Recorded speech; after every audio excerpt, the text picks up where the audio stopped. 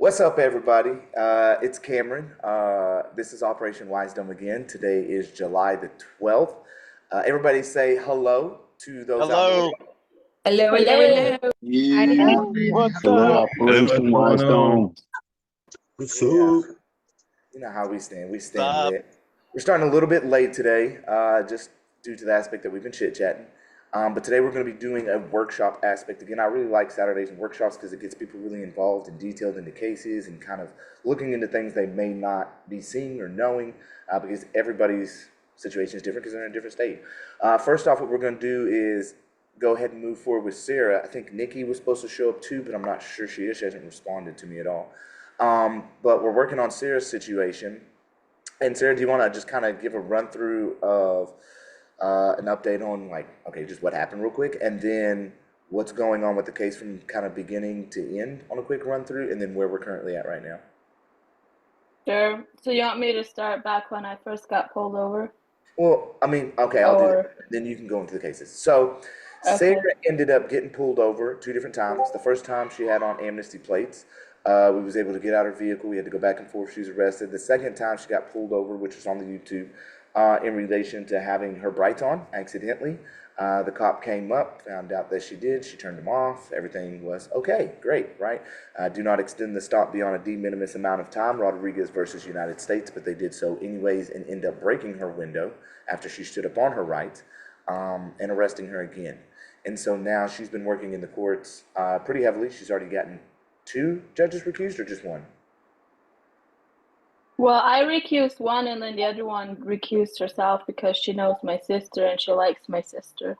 Okay, so see, she's prejudiced and biased, so she's doing the right job there as far as recusal is concerned. Although we would have rather her stay. Whatever. Yeah. Kurt's like, yeah. Yeah. For real, for real. So, why don't you go ahead and explain what's been going on in the courts, I guess, kind of like from the beginning, not too long, because I do want to work with you, and go through some of the documents as well. But yeah, go ahead. Okay, so I showed up to 2 different arraignments, and then they, do you want me to say everything that we filed as well? Well, I'm kind of showing that right now, so if you want to just, I guess, give a Okay. brief overview on everything. Yeah, I went to 2 different arraignments. One of them, they scheduled a jurisdiction hearing, and then the other one, the judge actually entered a plea on my behalf and then scheduled a pre-trial conference. And when I showed up to that, they ended up combining the cases and setting a jurisdiction hearing for all of them. So then I had that hearing, and then after that, well, then I actually got sick and wasn't able to make it to that one, so I requested to reschedule it, and then they sent me a continuance in the mail, and then after that, they tried to also make it look like just move forward without me because they made it look like, oh, we had this set and you didn't show up for them.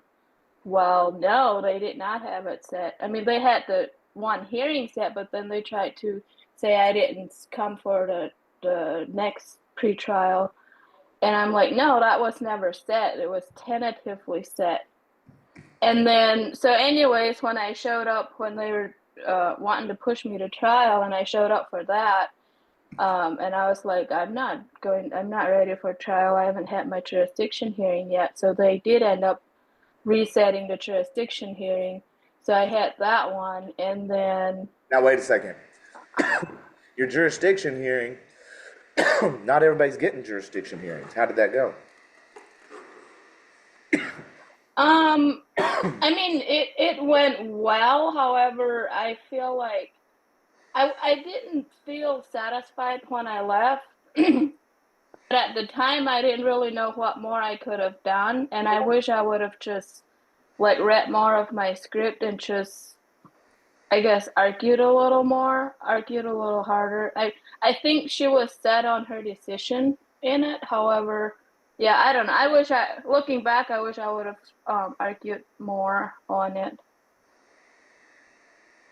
Okay, all right, keep But going. I mean, overall, I think it went well.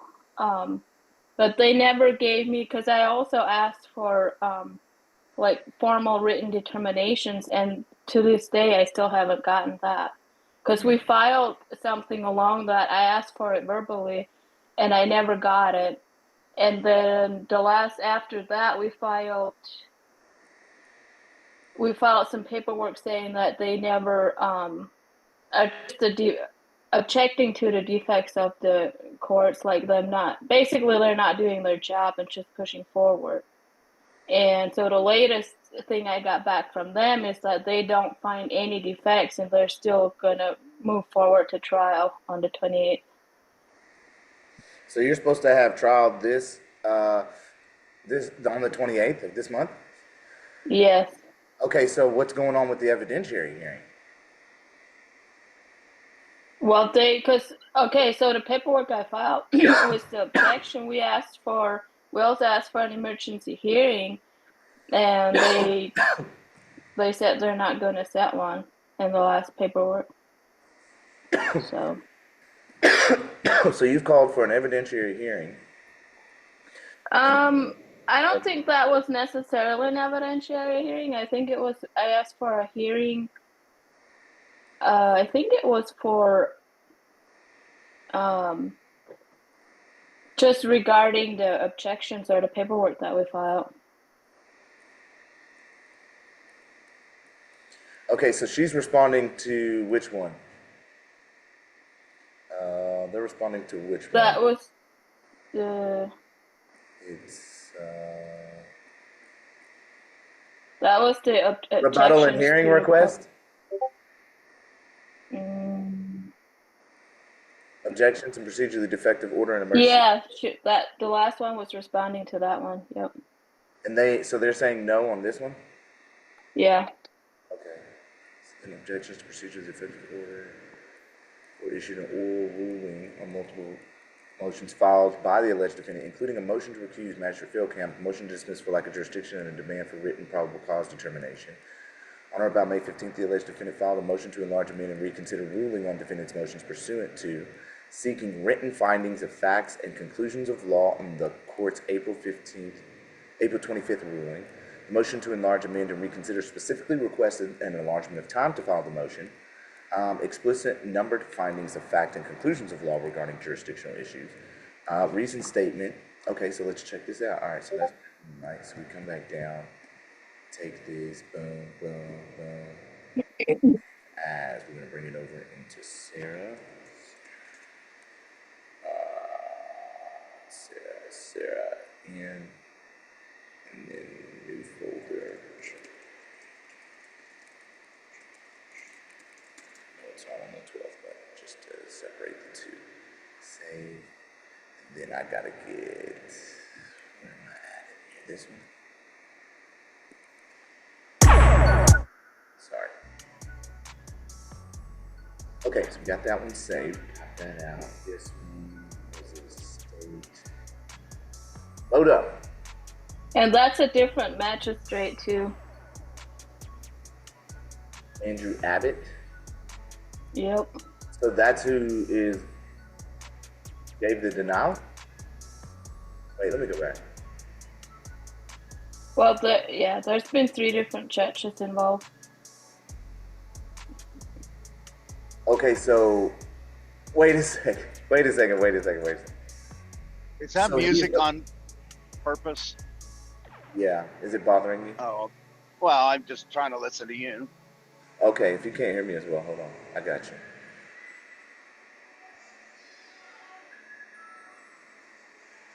Can you still hear it or no? Yeah, I can hear you, but I didn't know. No, can you did still that hear or the not. music? Oh, no. Oh, yeah, I can, but that's okay. Sorry. Okay, so let me see here. And then what is this one?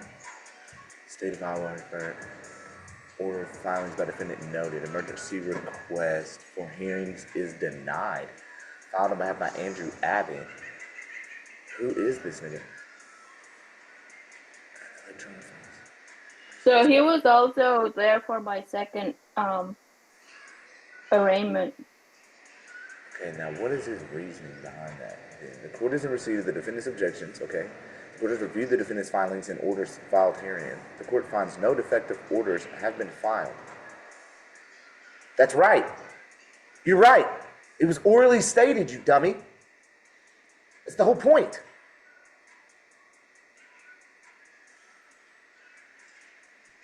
Time explicitly.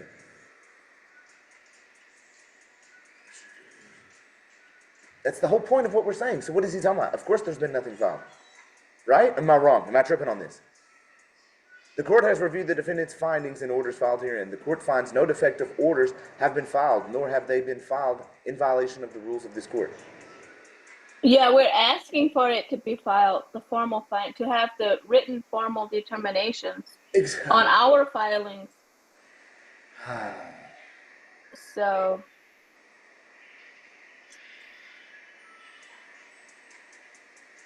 yes, see, so exactly. On May 30th, the court issued a purported order on motions, hereinafter May 30 order, that stated only the motion is denied, and all cases shall remain as previously scheduled for trial. The May 30 order contains significant procedural defects and substantive errors that violate the alleged defendant's creator and child rights, constitutionally protected rights. The alleged defendant hereby objects to the May 30 order on multiple procedural and substantive grounds and requests an emergency hearing to address these objections before proceeding further with this case. The objections to procedural defects: no electronic filing. The notice specifically cites Iowa, which requires of electronic service. The alleged defendant received May order via mail, filed on behalf of Middleton, suggesting the match of Middleton herself was responsible for the service. Since they held proper service, similarly without proper, yeah, that's the proper service. Complete absence of findings in fact and conclusions of law. Again, we're seeking written formal findings, but they're saying they're providing them, that the motion is denied. Well, how am I supposed to defend myself if you see what I'm saying? So what I'm going to do is we're going to do, any comments? What are you thinking? Comment, copy. me? Yeah, anybody. Well, I I'm just thinking, don't like that they think they don't have to do their job. Yeah, They want to that's what it drag us shows. into court and then not do their freaking job. I'm sitting here pissed saying, did you read the thing? Yeah, did you read the thing? Did you read the point They about probably this? read the title and that's it. I think they're just using AI to spew out gibberish.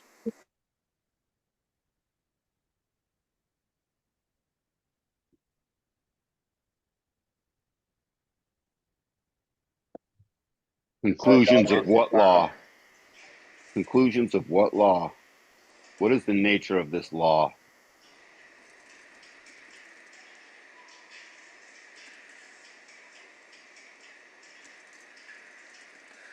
Okay, so we got pasted content, boom, we bring these three in.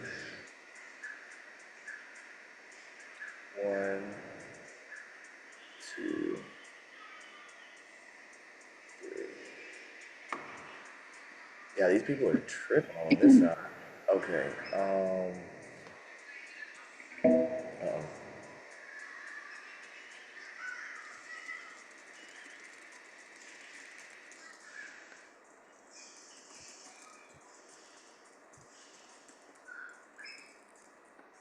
From the new magistrate.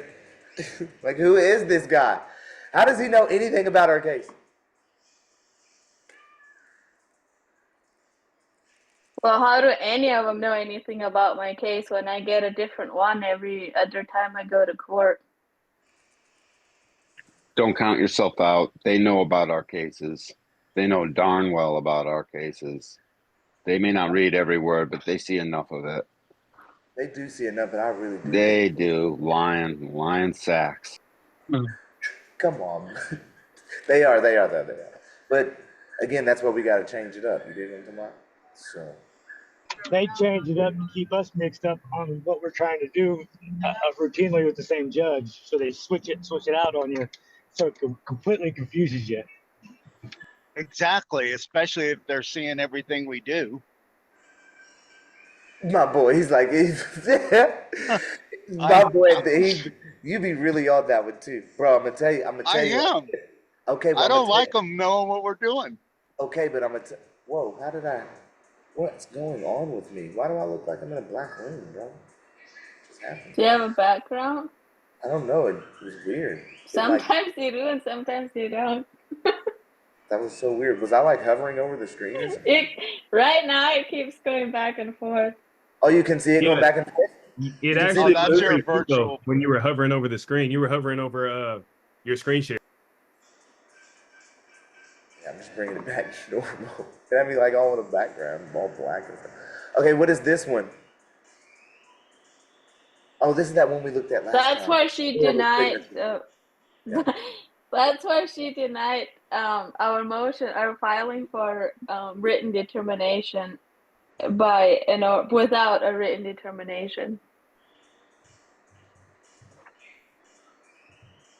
It'd be crazy, bro. This is the back side of the order. Where's the front side? I only did one of them, and then when I told you, oh yeah, I think I did the front side first. Go back down a little bit. Hold on. Hey, Luna! Luna, babe! Luna, Tuna! Hey, So if you didn't get the response that you're wanting out of the judge, why don't you just go back and refile it right back again until you get the response that you're wanting out of the judge? Yeah, good Like idea. the judicial determination on it. I want to smack them upside the head with a pile of paperwork. well, we could move it on up, and they can start doing their duty. Is really what the next goal would be to try and stop immediately because they're pushing for trial. What are you thinking? Like a mandamus and then a stay? But didn't we already do some of that? Didn't we already have an outline on? You developed a bunch of different things, but we didn't. You haven't. You developed a lot of stuff we haven't used yet.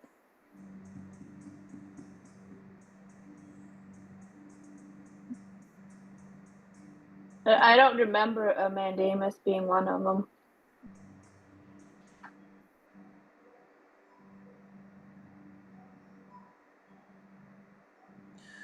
Yeah, so I'm glad we've already developed. Yeah, so we've already looking at a lot of things, and they're in the Discord. It's just for kind of looking at the outline and saying, okay, is this the route I want to go, right? So like on June 11th, or the 10th actually, there's two different, one is a litigation guide and one is a reference list in relation to the litigation guide. And then on June 11th, we did the selection and justification of, what is this? Oh my gosh, appropriate writs, factual and procedure timeline with the violations on your case, the key orders and ongoing violations supporting extraordinary writ relief, transcript and order analysis for preserved errors, constitutional and statutory grounds for extraordinary writ relief, Iowa writ procedure and authoritative case law research that falls in line with your situation in its entirety, the writ, and then a comprehensive legal, and what is this one? Petition for the writ, and this is your comprehensive form.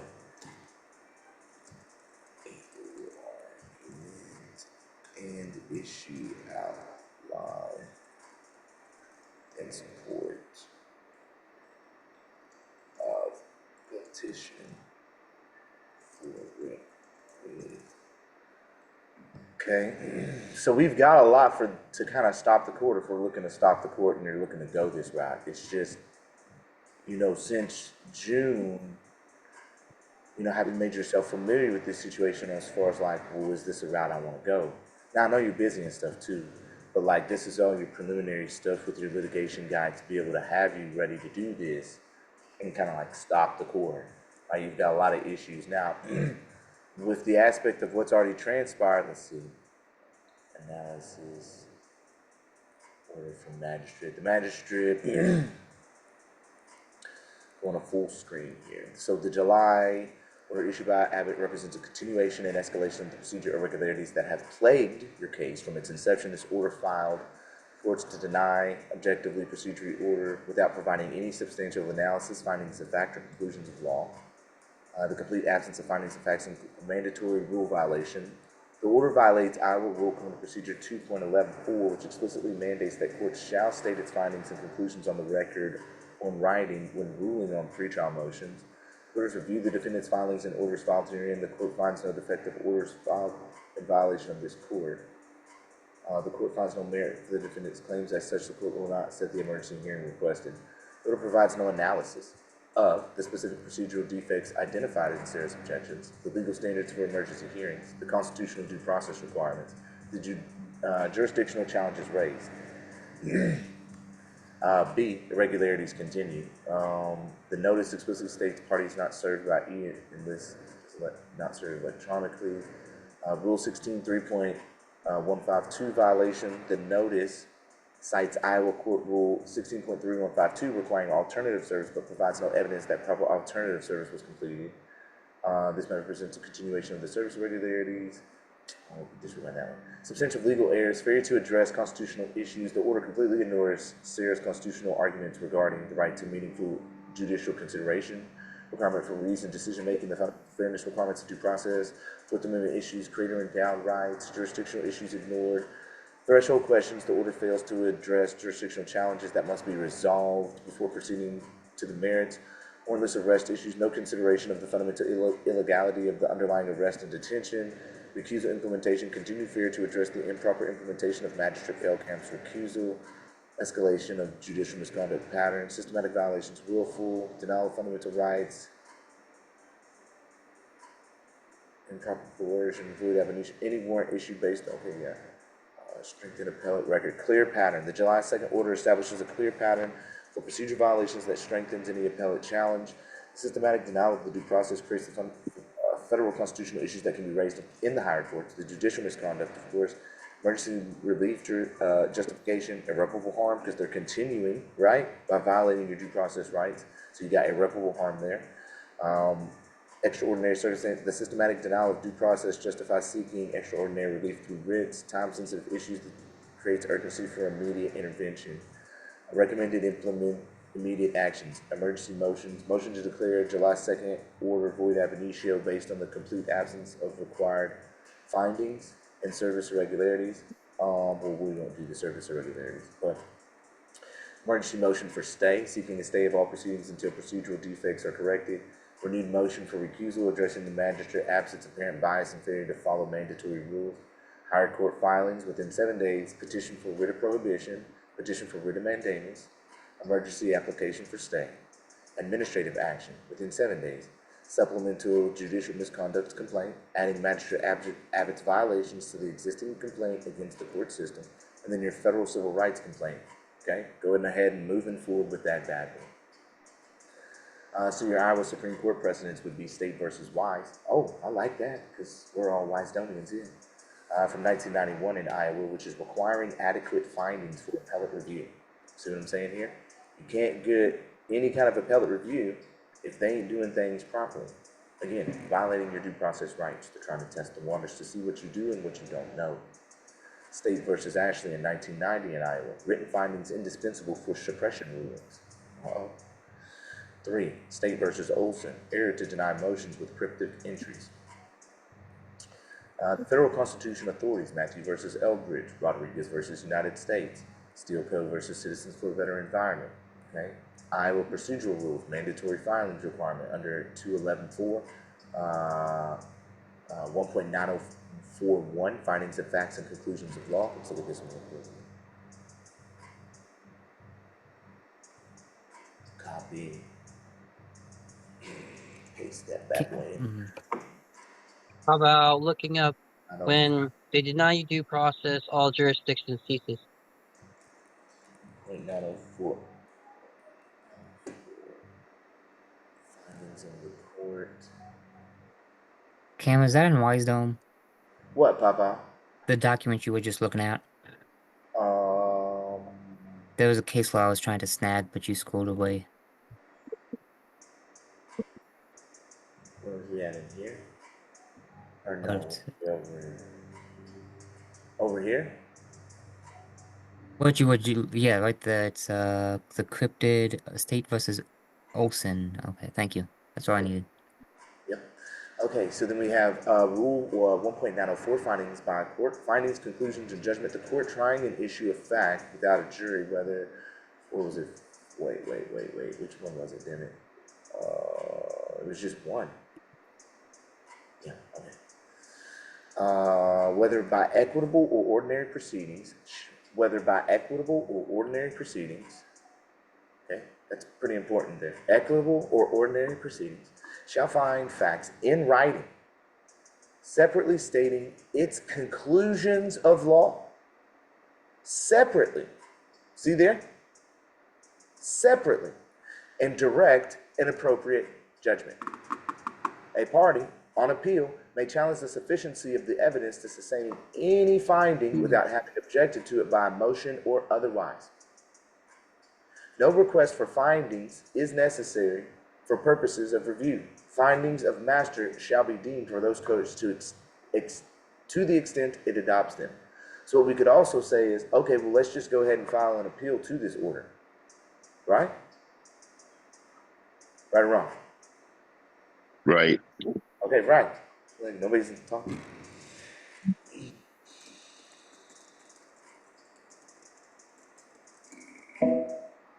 Teresa, what's up, girl? So an appeal for the order given by this new magistrate. Right? Let's see what we got going on here. So we come back in. Okay, so we got the conclusion. So findings of facts and then the service requirements. We're not going to push too much on those service requirements one. So the July 2nd order from the magistrate Andrew Abbott represents a continuation of escalation of systematic procedure violations that have characterized the whole case for Sarah. The order's complete absence of required findings, continued service irregularities. Oh shit.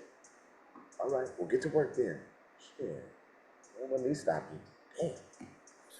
All right, so let me see what else we had. We had the analysis and the objections. So let's see what we got here. Download. What's up, Teresa? How you doing? We're doing a little work right now. I'm good. How are you, Cameron? Doing good. We got everybody in here. We're looking at Sarah's situation right now. They're not finding any, they're not doing their job as they're supposed to. Sarah, objections to order.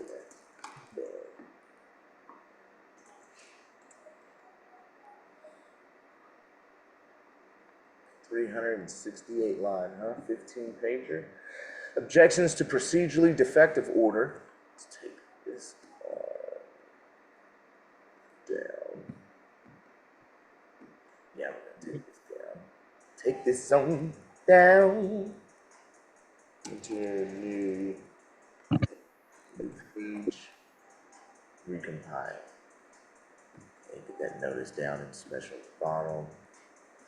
Magistrate Andrew Abbott issued a purported order that represents a continuation and escalation of the systematic procedure violations that have characterized this case from its inception.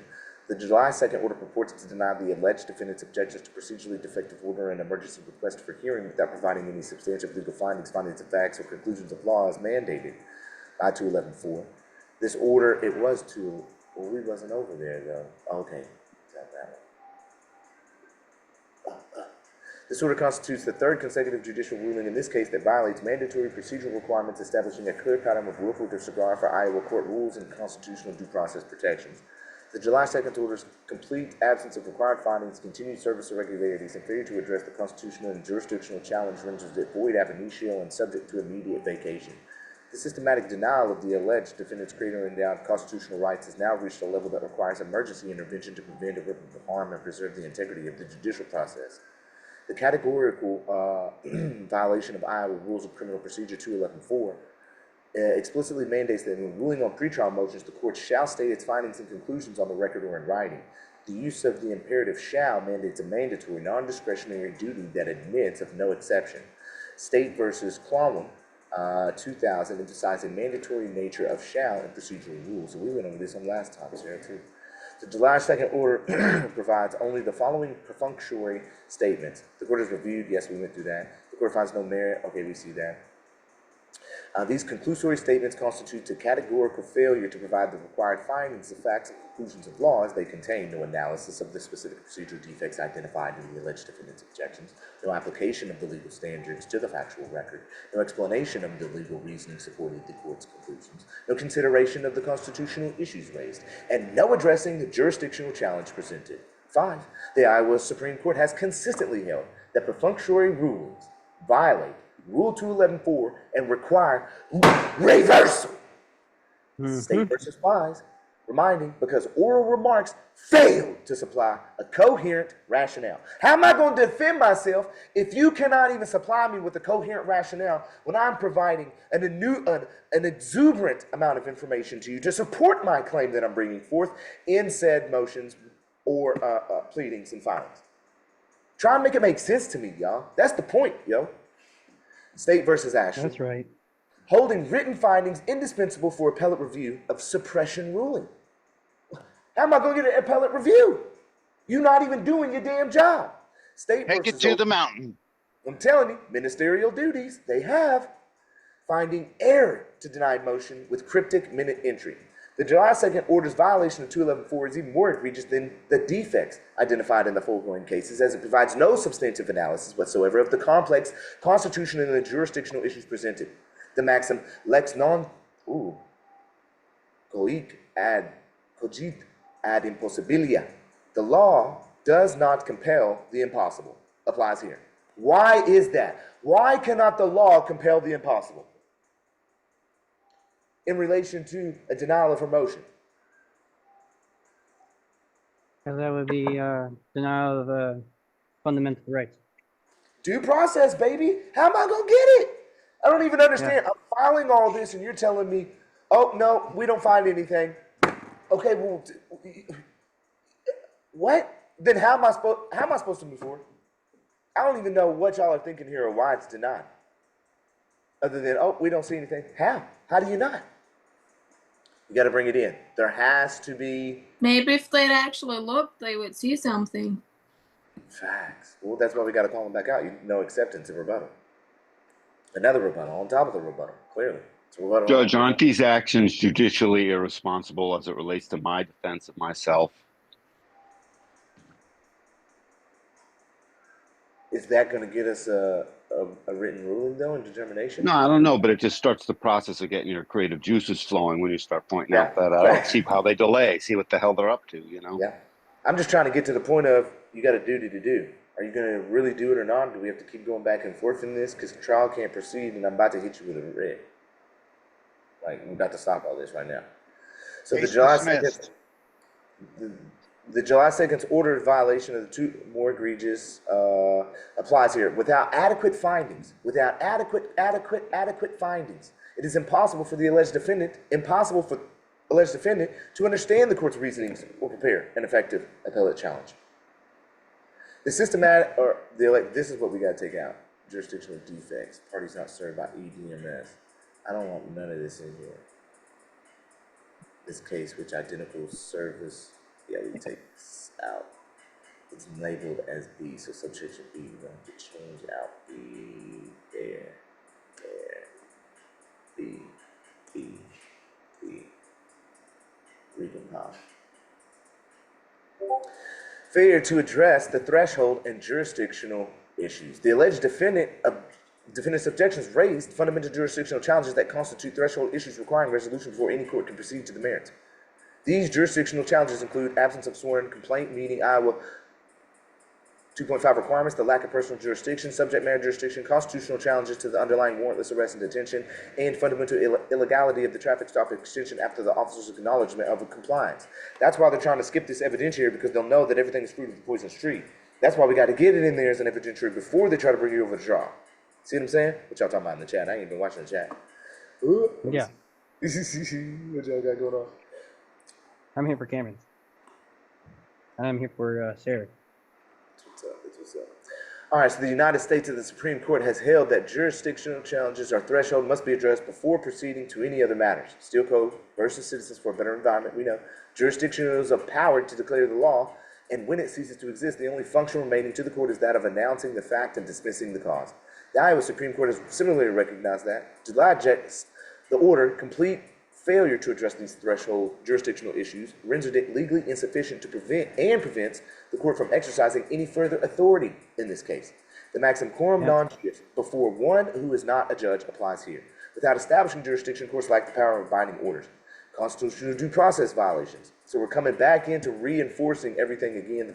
So we're saying, hey, we brought up these issues and you haven't addressed them. These are the ones, again, that it fails to address.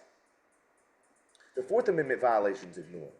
The warrantless arrest, again, all of these as pattern of judicial misconduct, systematic disregard for mandatory procedural rules. The order represents the third consecutive judicial ruling in this case that violates the mandatory findings requirement. This pattern spans 3 different magistrates now. 3 different magistrates have violated their own rules. A systematic failure within Black Hawk County court system to comply with mandatory procedural rules. It's got to be. Or a willful disregard for your rights, Sarah. Which one is it? Or is it both? That's what I was gonna say, both. The systematic nature of these violations indicate that they are not inadvertent oversights, but rather a deliberate pattern of misconduct or conduct designed to deny the alleged defendant now, because you're innocent, her constitutional rights. Such systematic violations constitute judicial misconduct under Canon 1 of the Iowa Code of Judicial Conduct, which requires judges to comply with the law. What we need to do is we need to call for a, well, man, fuck that. You honestly just need to move forward on what we already developed back, you know, in June on the 11th, a month ago, which is the Writ aspect. I mean, what do y'all kind of think of it? I want to get y'all's opinion and have y'all talk about this for a little bit, because if you've been in Wisedome a while, you have direct access to Sarah's Discord. You can go back and look at on July the 11th and clearly see that we had already done a Writ aspect. Then we came back down, I think maybe 2-3 weeks ago now, we did a whole nother avenue to take in the aspect of where we currently were. And we said, okay, let's look at both of these scenarios and which one do we want to go. Now, I think Sarah's probably looked at both, and she's trying to figure out just which way she wants to go. And if we go the Writ, we stop this court, and Aaliyah already knows how those kind of go. It gets moved up, and the Supreme Court starts looking at it. So what we need to do is say, do you want to get a stop and stay, or do you want to go the other direction, which I forget even what the other direction was. I think it was more of just procedurally in-house, if I'm not mistaken. Yeah, it was motion to suppress evidence, motion for more definite statements, evidentiary hearing on jurisdictional issues. Yeah, this is all in here. So we created all this. Bill of particulars, motion for written determinations, motion to dismiss based on procedure, motion to reconsider, and when written objections to court rulings, which I guess we already did that too. So this is now another objection? Wait, let me see. Damn, this is the second one. When did I make this one? We're already ahead, bro. I be tripping. I be forgetting that I already made these and I just made another one. Okay, so let me see. Sarah. Here, yeah, 17 days ago. And this is the one you actually been editing. Okay, cool. So it's probably about the same. So in relation to then, yeah, we already did this objections thing. That's wild. I'm so ahead of myself, or behind myself, I don't even realize it. Okay, so we got appellate record index, appellate procedural timeline text, analysis from objections, appellate procedural timeline, appellate record index. What is this?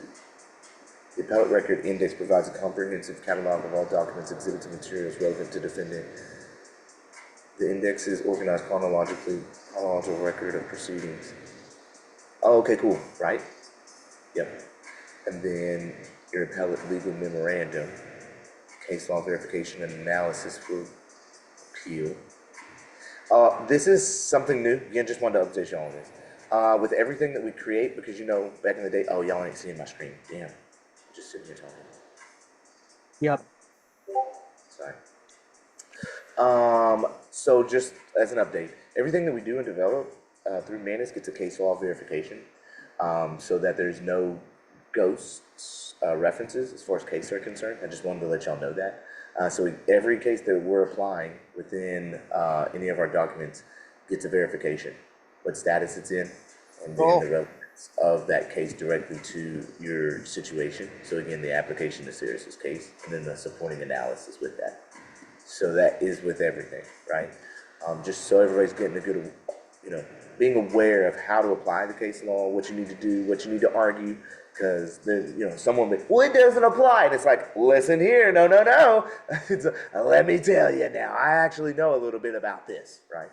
So that's pretty cool. I've been really enjoying those because it helps people out a lot. So we have an appellate. Now we have appellate legal memorandum. Let's check this out real quick. Giving you all kinds of stuff. Now you're about to have a third direction.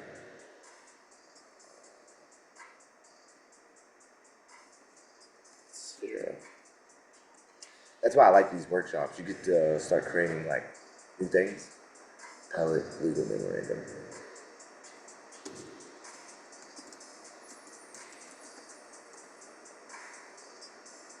Okay, go.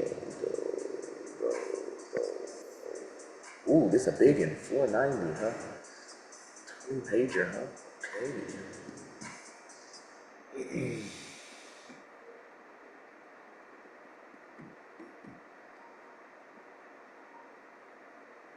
So This Cam, legal memorandum. Go ahead. Sorry. when you say you verified, does that mean you're like thoroughly shepherdizing it, making sure there's been no appeals to it or anything, overturned? You're muted. Cam, we cannot hear you. Calm down, I got you. Okay, so yes, that's exactly what it's doing, right? So it's making sure the status and then how applicable it really and truly is as far as the case with an analysis, right? So like Rodriguez versus United States. Verified, current status, no subsequent overruling or limitation, and then the relevance score. Thank you. You're welcome. So what's cool about this one is I'll give y'all all this real quick if you're utilizing your AI. I utilize this comprehensive legal guide prompt here. Oh, I gotta put it where it's probably gonna be saved as downloads. I'll just throw it to y'all PDF because it's too big. So downloads. Oh no, it would be in PDF still. PDF. I mean images, documents, folders. Images, PDFs. Right. Is it this one? Is it that? No, dude. Imagine. No. Okay, I'm gonna do it like this. File. Export.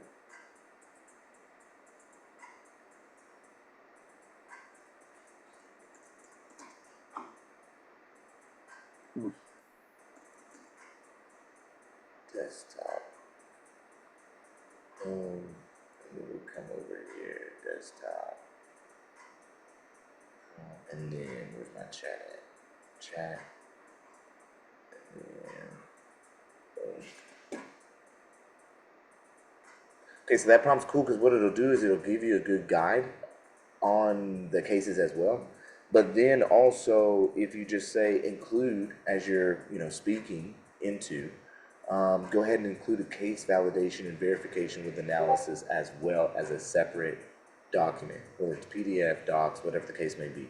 And then she'll go ahead and do all this case law verification and analysis for you, so that way you're not getting yourself into any ghost. Hey, can't park here. That's right. Tell him, buddy.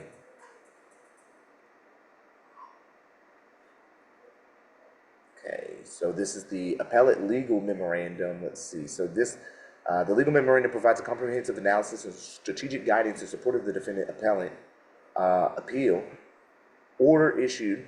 Abbott. This memorandum demonstrates that the systematic procedural violations of constitutional deprivations documented in this case require immediate appellate intervention and a complete dismissal of all charges.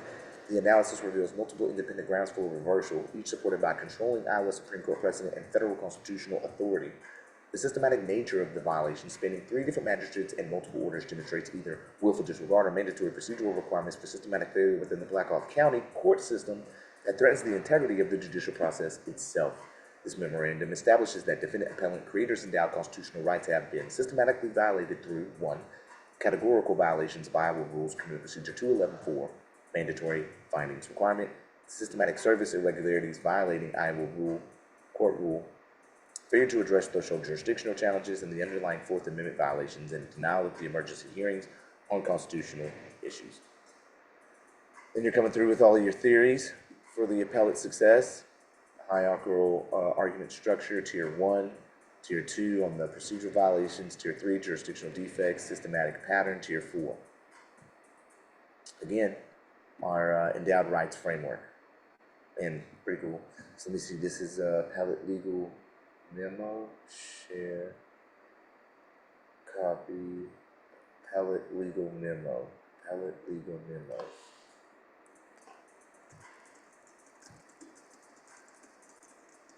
Dash paste. We already had made those objections. Then come back.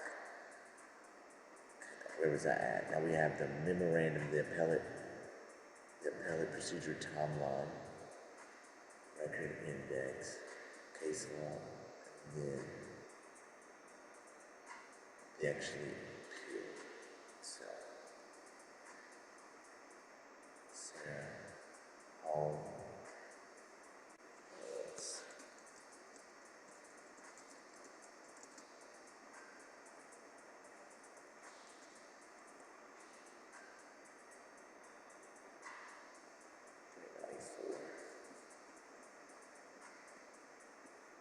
Look at where we're going to.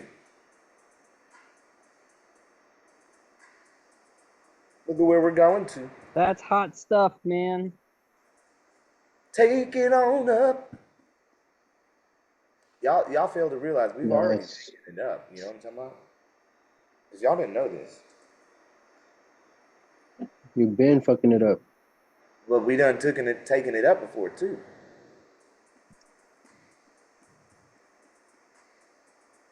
Under Article 3, We done Section taken 2, it up Paragraph to the 2, Supreme it's supposed Court to be in the before. Supreme Court. And it's already supposed to originate in the Supreme Court according to the Constitution. Correct. Miguel? See what I'm saying? We've Because the already states taken named it the up. party, so the Supreme Court was supposed to have the jurisdiction.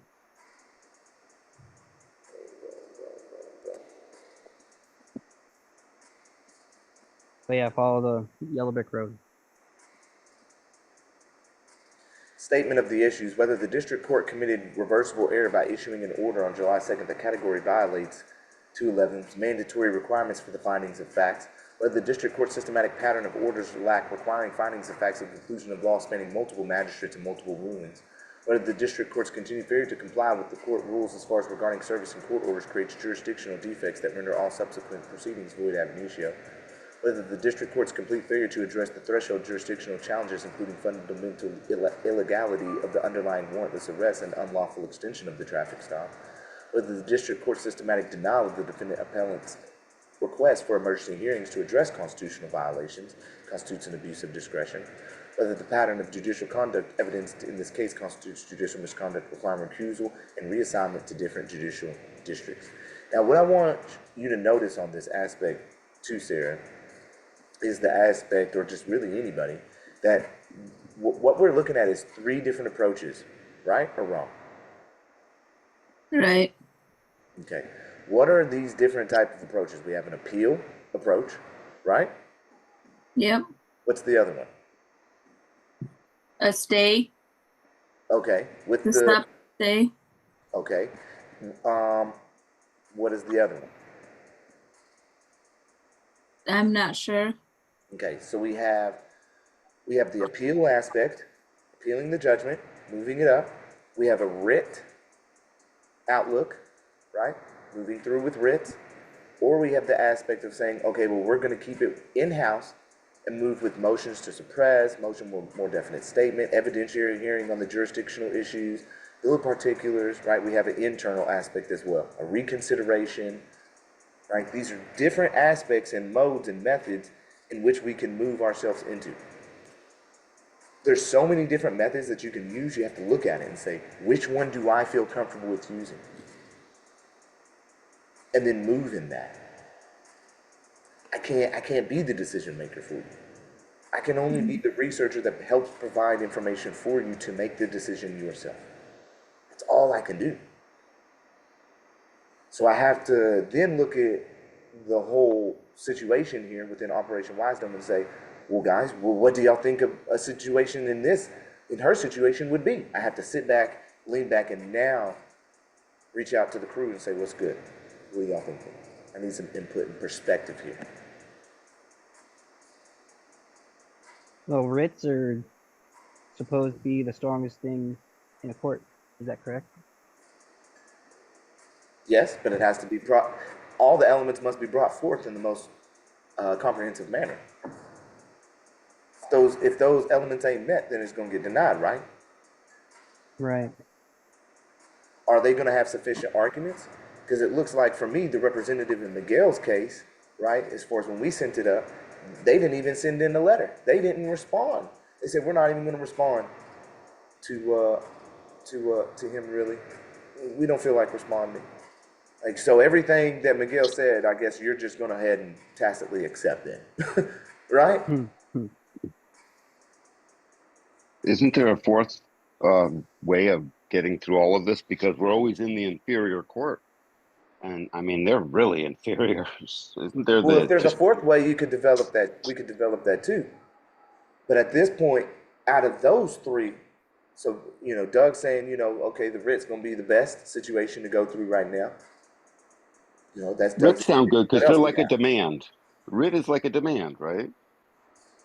You're moving it up pretty high, Bernie. Yeah. Yep. Getting into those again, constitutional violation aspects, which is very important. So, let me see if I go into a litigation guide real quick. Check on this litigation guide and take it out. Oh, I'll just keep it in the order. It's all right. Let's see what this one is. If I may, with my input, I would definitely do the writ of mandamus. And if you have some paperwork that shows your claim, but your claims, like let's say your claim is they're not doing what they're supposed to, and they're supposed to have paperwork, write out an affidavit saying that they have not provided you with that, have it notarized, and hopefully that'll be enough to get the writ of mandamus. Well, this was kind of the outlook on June the 10th, right? At that time, was to go ahead and prepare all the filings, of course, which we did, which was affidavit of fact and verified claim, the memorandum of law, I think, which we already did that, but we didn't do the demand for a bill of particulars and the notice for a motion for more definite statement. Okay, filing method, service of process. Then requested hearings, a motion for evidentiary hearing, which we have, a notice of hearing, request for oral argument with that strategic approach, right? Then addressing the procedure irregularities. We haven't hit for a motion to strike, which is developed, a motion to compel written determinations, which we did hit for, or a motion to stay proceedings with the strategic documentation, right? But on those aspects, you know what I'm saying, those weren't filed. So we didn't go that way, right? We didn't move in that regard.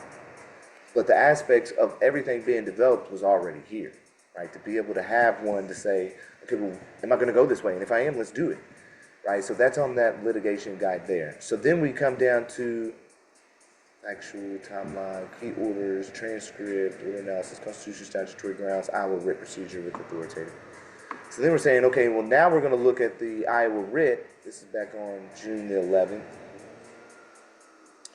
Of the Iowa writ procedure and authoritative case law research. So the procedural overview, right? Your constitutional authority, what was going on at that time, hitting for the mandamus. The definition of that, of course, if you don't know, Iowa Code Chapter 661 is the definition of writ of mandamus is an order from a court to an inferior tribunal, board, corporation, or person commanding the performance of those particular ministerial duties that we're requesting that they do through their own procedure 211.4, I think what we just was looking at, that results from the official in 1.904, I believe, as well, or just one, from the official station of the party to whom the writ is directed or from operation of law.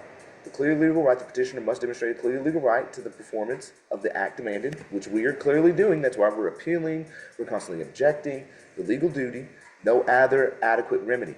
It literally, mandamus has to be the only remedy at this point, because you're saying, oh, we don't care, we're not paying attention, we're moving to trial.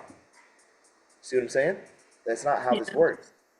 So, Pillars versus Manassia established that mandamus is appropriate to compel performance of a clear legal duty that they're failing to do. It's like we can't even get one solid judge to rule on anything because it keeps going through another magistrate, another magistrate, another magistrate. It's like nobody's taking full responsibility. Go ahead. Back up at one page or a half a page. Right there. A writ of mandamus is an order from a court to an inferior tribunal. What does that mean? Because I did a writ of mandamus in my case, and I sent it to the same court, but it was the writ was to the judge because the clerk had not done her job, and so it was a writ of mandamus is well, right an order here it says, from Papa. It says, but also or person. Yeah. So then that would be applicable because you had the clerk, right? The clerk right. is superior to the court. So it doesn't always have to go to a higher court, is what I'm saying. Correct. But in this case, we have to, because there's no one above. Yeah. Yeah. Okay. So then, unless it's the chief judge of that court. Well, who would that? So you would do it like that? It's a possibility, yeah. Because have we exhausted all of our administrative remedies? Yo, how do you say this? I always say this wrong. Certiorari. Certiorari. It's C-E-R-T. Certiorari. Certiorari. And this is coming out of the Iowa Code, Chapter 662. A writ of certiorari is an order from the superior court to an inferior tribunal to send up the record of a proceeding for review to determine whether the inferior tribunal exceeded its jurisdiction or acted illegally. Okay. Have you exhausted everything else though? I think that's what that kind of like you're sending it up the line. So can you do that without exhausting? Well, that's what I'm saying. Well, that's why I'm saying what we could do again, right? Is you can go ahead and hit for. You could go ahead and hit for a lot of the internal aspects, right? So hit for a reconsideration, the written objections, which she was editing some. The motion to dismiss based on procedure, motion for written determinations, bill of particulars, evidentiary hearing for the jurisdictional issues, motion for a more definite statement, and then the motion to suppress evidence. And these are things you can do or have already done? Well, they're developed, she just hasn't done them. I mean, there's even the step-by-step guide here for every aspect of how those are to be applied as well. How about a motion? How about a motion to determine your standing as an honor by producing your bond, your oath, and your proof of foreign registration? Proof of standing in honor. That would be an element of something that you could apply, yeah. And I don't think that's just an overall killer, in and of itself. So she would want to do all those other things first before she did the writ, and then if they didn't come through on. In court's trial, they're trying to proceed on the 28th. So, Patsy versus Board of Regents of State of Florida states, the conclusion is supported by the legislative histories of both subsection 1983 and 42 USC, which carves out a narrow exception to the general no exhaustion rules established in the court's prior decision. So basically, it's stating that you don't have to exhaust all remedies in order to get remedy. I would say until they give her conclusions of facts and determination of law, that they can't move forward to trial until she gets that. I would put paperwork in on that note. And stand on it. Hey, big girl. Then that would be, again, coming back up to...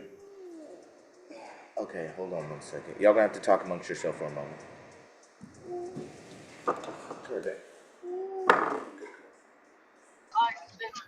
I think a demand for standing Puts them in a little bit of chaos every time. That was good information, Chris.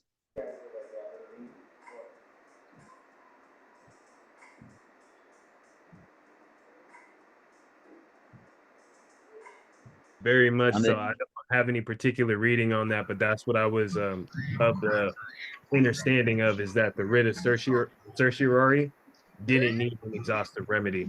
So Certiorari. Certiorari. Thank you. Certiorari. So it goes on to say, even if a respondent argues an exhaustion requirement would lessen the burden that Section 1983 action imposes on the federal courts, would rather the goal of commodity and improve federal state regulations, and would enable the state agency to enlighten the federal court's ultimate decision. These are policy considerations that alone cannot justify judicial imposed exhaustions unless exhaustion is consistent with congressional intent. So basically, they can't state you have to exhaust all remedies in order for you to bring it to a higher court to get what you're trying to get out of it. And can you share where that was from again? It's called Patsy, Patsy versus Board of Regents, Regents of State of Florida, 457 U.S. 496, 1982. Got it. Thank you. Yep. I would also stand on due process, because they haven't given due process. They haven't given her the conclusions of facts. That they have no jurisdiction, and just come back in with jurisdiction again. Yep. And if we can stand up, body of law. yeah, and just totally exhaust that administrative remedy, and if they walk on that, but I'd have to hear her. Sarah said that she didn't do so well in rebutting the jurisdictional challenge, and so I think we need to stay in those lower courts and get our practice until we can stand on our paperwork. Yeah, what about in the lower courts when we stand from the very beginning and never enter their bar no matter what they give us? I have seen that frustrate the court from the very beginning. I'm still not here, Your Honor. I don't know what you're talking about, Your Honor. We haven't handled the thing. We're at the pretrial phase. This isn't the place for that. I've never entered this court, Judge, and you're making judicial determinations now that bar me of my constitution. Just never. I have never. It's like through every phase, you frustrate them. My roommate did that. She never even crossed the bar, and one day they gave up. Nice. That's what happens. We need our practice until we can hold our ground. Stay in that lower court because you need the practice. Yeah, the lower court has its weaknesses, big weaknesses, and I know they know their weaknesses. There might be administrative law to know their weaknesses. Don't fool yourself. They understand judicial points and judicial notices. Look at Paul Mayer. Daniel, you were breaking up quite a bit, by the way. Oh. Yeah, Dan, you went robot. Oh, dude, I'm sorry. Yeah, just don't have to be sorry. Just let me know. Where you heard the part about just standing the whole time. Okay, so check it. Okay. Just like Ty was saying, stand on the due process. Here in the Iowa Writ Procedure and authoritative comprehensive. What is this one? Iowa Writ Procedure. Iowa Writ Procedure. Where did this come from? Iowa Writ Procedure. Iowa Writ Procedure. Iowa Writ. Where did this come from? Iowa Writ Procedure. Yeah, canon law says, don't bring yourself down to their level. Stand on the high ground, which is the Constitution. Okay. Iowa Writ Procedure at 2:30 or 11:36, 236 by number. On June 11th.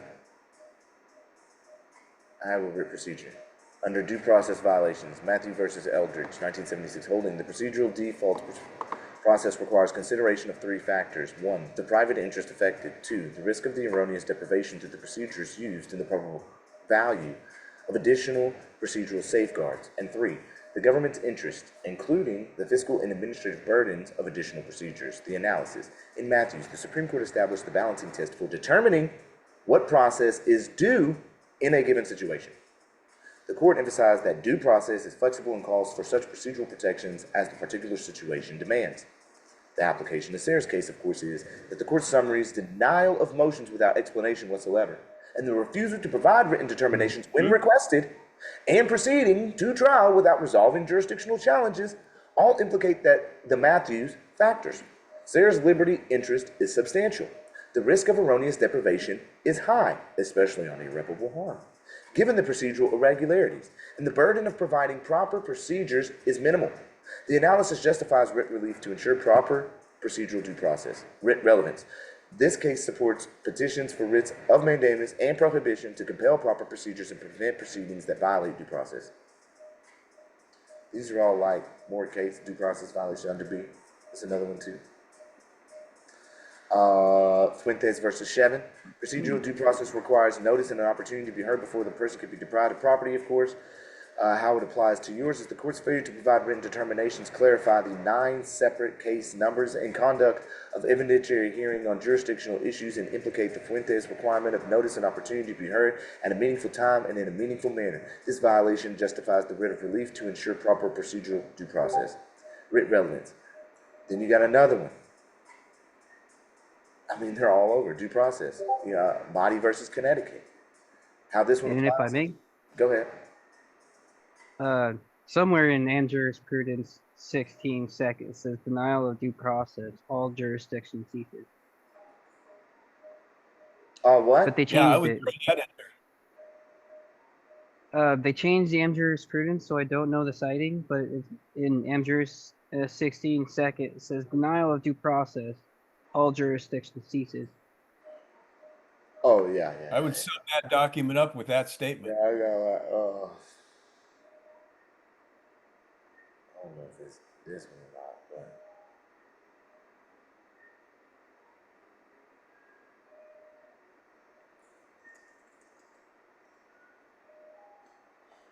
that's just that And then when we go into court, we just say, I can't talk about these issues until you have established jurisdiction on the record. one. Not on the record. Shit, we need evidence. Fuck the record. Y'all Yeah. can say all you want. Where's the evidence? Yeah. Evidence. Yeah, fuck the hearsay? You can say what you want. Okay. All right. So let's see what's over here now. All right. Oh no, didn't know. That doesn't look good.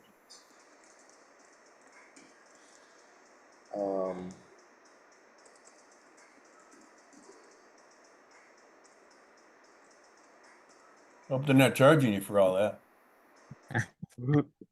Yeah, she's going, ain't she?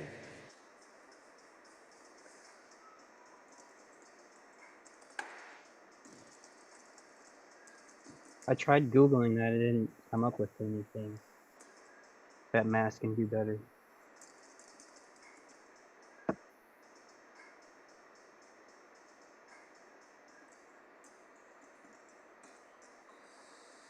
What'd you say? Sorry, I missed out while I was typing. I tried to Google denial of due process, all jurisdiction ceases.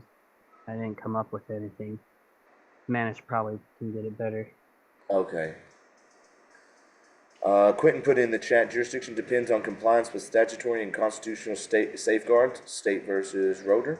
Another quote is the state court must both have subject matter jurisdiction and personal jurisdiction and valid invocation, due process, and a valid invocation of due process is necessary to proceed. And that's coming out of State versus Castleberry. And then another quote is a valid complaint or information is a prerequisite to jurisdiction, unquote. Again, that information sheet, which is what I challenged in relation to the spelling and everything on mine, and we'll have to challenge it again on my next one on the 13th. I don't know, this may happen and it may not happen. Quentin and Kate and even I think Palmyra may come out on for my next court date. So When is that? Man, that's on 13th of next month. So, if y'all want to come I'll have out, to look. if y'all want to come out, I got enough space actually for 20 You want us all to come? people at my house, bro. Yeah, I got a lot of space in my house, bro. So, Okay. You could Yeah, definitely your place fit is with echoing, other bro. people and make it like super badass. But yeah, so Shotgun we're master looking at. bedroom.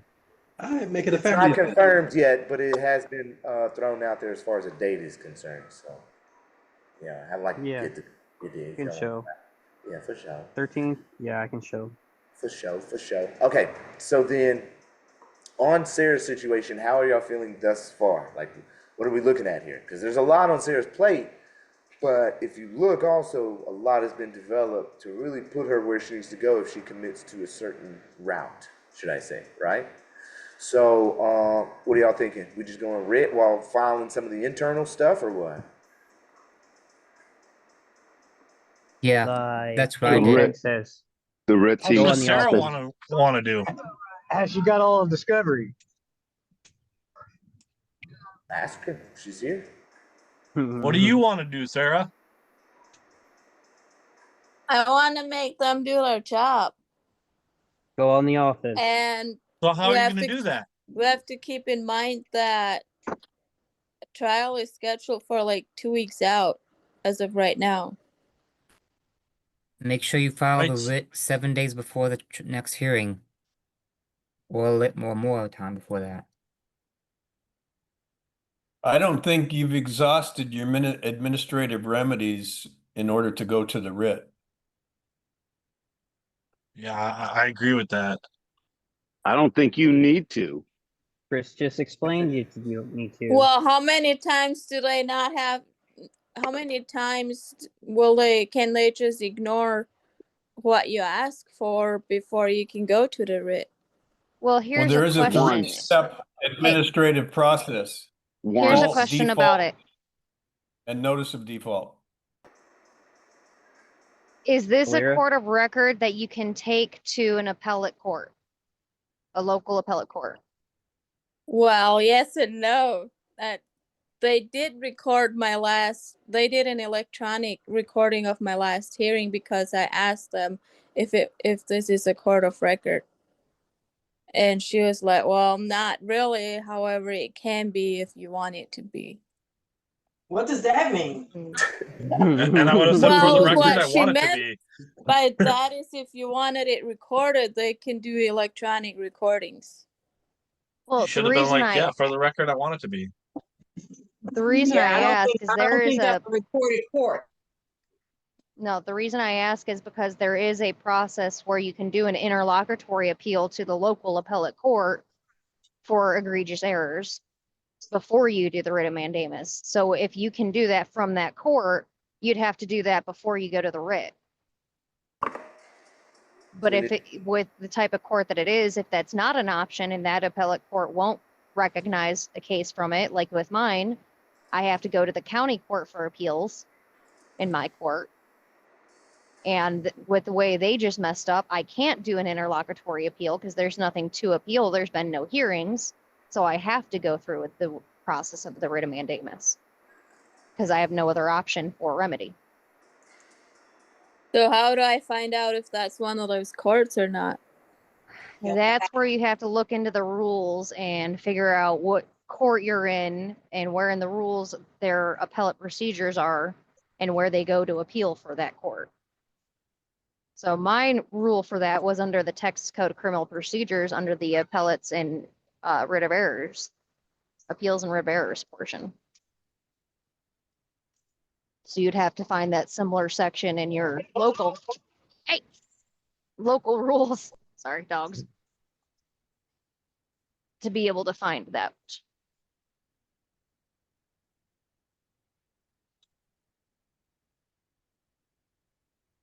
This would be an emergency motion for stay of proceedings pending an appellate review.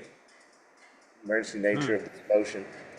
Motion seeks emergency relief to prevent irreparable harm to defendant's appellate creator endowed constitutional rights. The trial scheduled for July 28th would proceed based on systematically defective orders and constitutional violations, creating irreparable harm that cannot be remedied in post-trial appellate review. Immediate intervention is required to preserve the integrity of the judicial process and protect fundamental constitutional rights.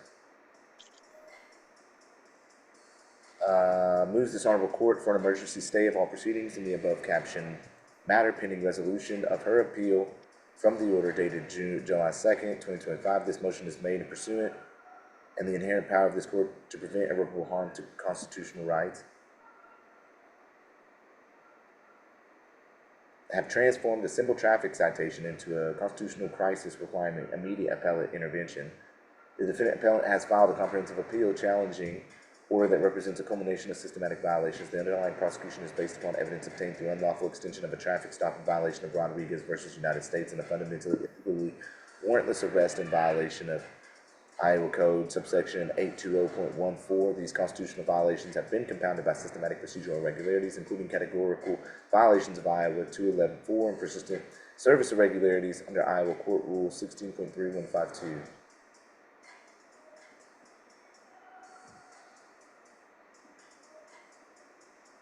That's good.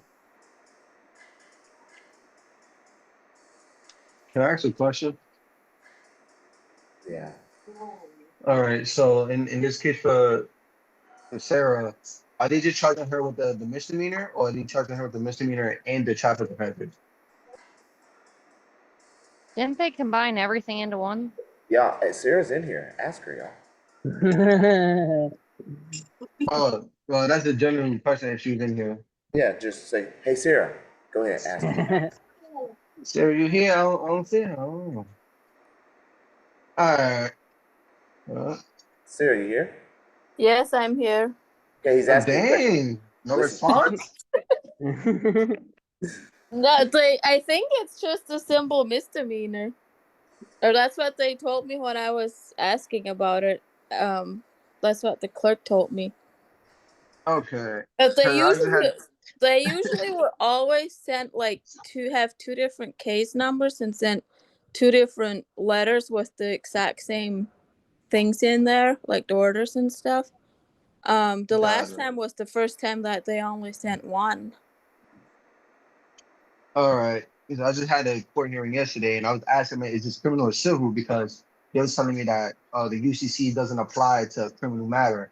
I'm like, you're telling me, I say on the record, so you're telling me I'm going to be in charge with the Class A misdemeanor, and not the traffic offense with that. So they just trying to, I was just trying to see and understand if they did the same thing here. All crimes are commercial. Yeah, we definitely know that, but they were just trying to make it seem more than what it was.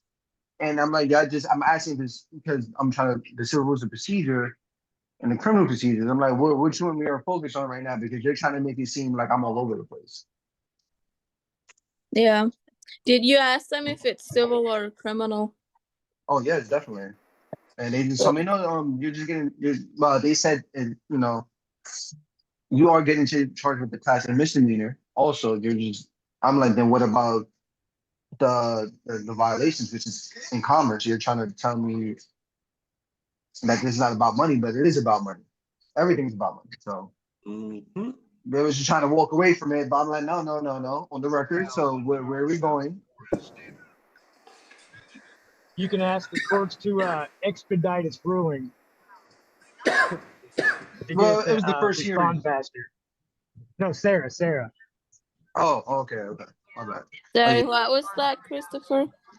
If a delay is causing significant problems, consider filing a motion asking the court to expedite its ruling in order to get it to respond to you. You said to expedite the rulings. You were kind of cutting out there. Yes, that's what he said. Yeah, expedite. Yes. Yep. Hey, Sarah, isn't it funny how they say, oh, it's just a simple misdemeanor? Yeah, a simple misdemeanor with a chance of jail time. With a chance of jail time? Like, come on. For real. OMG. Well, I think they told me that, if I remember correctly, I can go back to the recording because I got that one recorded. They told me that there's no jail time. That is just a simple misdemeanor. I mean, well, in my case and all the other cases that have misdemeanors attached to them, they say with a fine up to and potential jail time up to like 364 days. And it's like, okay, so and then in the same sentence they'll say, oh, it's just a easy, it's nothing. Like, what do you mean? Well, why are we here if it's just a simple misdemeanor? If it's Hey, so Sarah? simple, Hey, if there's no jail time, then it's only commercial in nature. Check this one out. So like with the motion for stay of proceedings in your Discord, I just put out like if you're wanting to immediately do something on this emergency stay, step one will be the emergency stay motion. Step two would be the notice of appeal. Step three would be the designation of record. Step four would be a comprehensive brief package with all this, right? But within your motion for stay of proceedings, what it says is in the alternative, if the Honorable Court declines to grant the complete stay of proceedings, the defendant appellant respectfully requests for the following alternative relief. Emergency considerations. Magnitude, yeah. Stay of trial proceedings pending resolution of the constitutional and jurisdictional challenges raised in the appeal, meaning that, hey, if y'all want to finally go ahead and, now that I'm bringing forth this stay, you know, y'all can go ahead and take care of this and we can do it the right way. Or just like Chris just said, an expedited appellate review given the constitutional magnitude of the violations and imminent trial date. A remand to the trial court with instructions to comply with Iowa Rule 211.4, provide adequate findings of fact and conclusions of law. The reassignment of the case to a different judicial district, given the pattern of violations spanning multiple magistrates. For such other relief as the Honorable Court deems appropriate to protect the defendant appellant's constitutional rights and preserve judicial integrity. Prayer for relief: grant this emergency motion for stay of proceedings pending resolution of the appeal. Stay all trial court proceedings. Expedite appellate consideration given the constitutional magnitude, and then the alternative, grant such other relief. Sounds good. Yeah, as part of this motion, stay doing your appeal. If you want to go that route. Yeah, So King, you got the mic issues. Like, we're catching your voice from the background. Is what's happening. What's happening? You can't hear me? Yeah, we it's can a hear you, little but we're just quiet getting. though. Yeah, we're getting your voice like background. I wasn't picking up on that. I didn't hear it. Yeah, it's not bad, but just a little bit. And Yeah, it wasn't bad on my end. That's better. So I'm reading you through go. the steps that you just put in my Discord. Is that what we're gonna do then? I see. You keep doing that. You can't do that. Nope. Nope. You can't do Cam, that. what would you do if this was your case? I don't know. I don't What know. are you gonna do, Sarah? That's what are you gonna do, What Sarah? do you want to do? Yeah. See, he can only provide you with the information and assist you, but you have to correct it for accuracy and know what you're saying. And know what you want to do. If I push you in any direction, then you don't know. You're just gonna be like, oh, well, I'm gonna go this route. You have to look at all of the scenarios and say what is best for me. What do I feel most comfortable with doing? Could you I know that briefly there's run by possi- it one more time, Cameron? Huh? Could you briefly just run by them one more time? What are the options? Okay, so we've got quite a few here, guys. Okay. Yeah, she may not know. It's kind of confusing. Yeah, if it's your first go It's- around, it's a little harder to know how. I mean, I get where you're coming from. Okay. And I get that that's how it is. However, So how based am on I the supposed to information, know? So if we're going back all the way into May, we can see that we have an oral script argument for the motion to reconsider and written determinations, which we never got to do. So then we said, okay, so we're looking at now affidavit pleading, bill of particulars, and the notice and demand. I guess that's to dismiss. We're going to magic, boom, middle finger from the courts. Then we're coming into June. This litigation guide was based on, and then June 11th. So you have the aspect of doing the writ procedure, right? So that was already developed. You have your writ, coming in strong, okay? And that can be found under your Iowa writ procedure and authoritative case law research. Again, June 11th in your timeline. That's one. More, kind of directions there as far as how you can go. Then you have Okay, let me stop you right there for a second, Cameron. Have we exhausted the administrative remedies necessary to file the writ? Yes, at this point she has. She keeps asking for reconsiderations. They won't fucking listen. Okay, good. I like that option then. They won't listen. They won't give her what they're required to do. They have a duty to do it. So if they have a duty to give us what we're asking for and they fail to do it, the only remedy is to make someone above make them do it, right? I mean, you can hit for a reconsideration, which is, again, there's a second option. Or I guess maybe an option that could blend into the first option, which was writ that we're talking about, which again was that reconsider. I think the writ gives her the best standing to stand in court and say, you're not addressing the writ, we can't move forward. Why is there so many errors? That's crazy. And it also brings up jurisdiction for lack of due process. Yeah, constantly keeps bringing jurisdiction back, that salt back into their wound, their original wound to go with their original sin. Oh, that took away a bunch of errors. Oh, it's not that many. You should be commanding them to make a ruling on whatever you submitted, though, too, at the same time, though, correct? So see, this motion for reconsider court's ruling setting trial date without resolving jurisdictional challenges was developed a long time ago. We hit that back and it was on submitted, too. I don't think she submitted this one. This was back on 13th. Which one? Your motion to reconsider court's ruling setting trial date without resolving jurisdictional challenges and refusing to provide written determinations. That was never filed. No, They we filed did. The motion to reconsider was along with something else. However, we've done they've made like 3 different rulings where we've specifically asked for written determinations, and that's what they keep failing to do.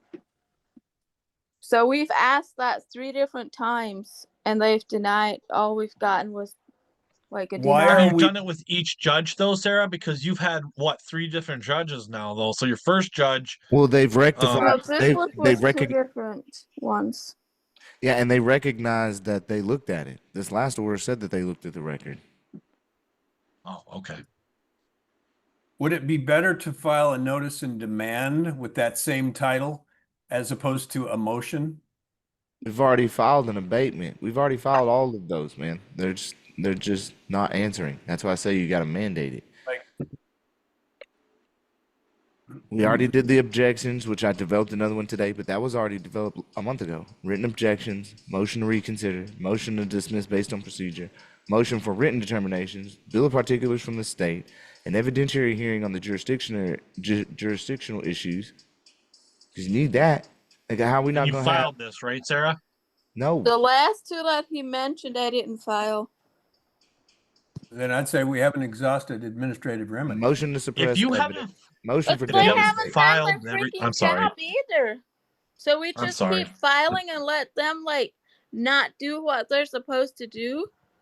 We just keep No. filing other stuff. Go ahead real quick, James. So like Cam's provided you the information, and there's a couple of things that we're missing. I comprehend that they're not answering your and ruling on what you've filed to them, but if you keep commanding them to do it and they fail to do it, those last 2 options that you haven't filed, those are your last 2 options, and then you can hit with the writ. But those last 2 options you haven't filed, I would file them, and I would command them to rule on that. And if they fail to do so, then file your writ on top of that. Well, will I have time to do that all within the last 2 weeks before the trial? File it tomorrow.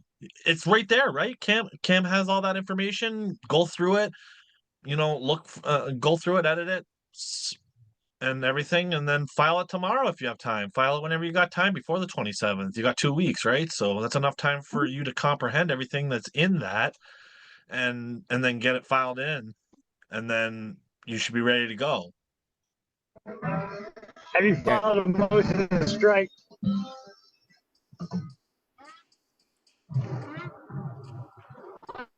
Motion to evidence.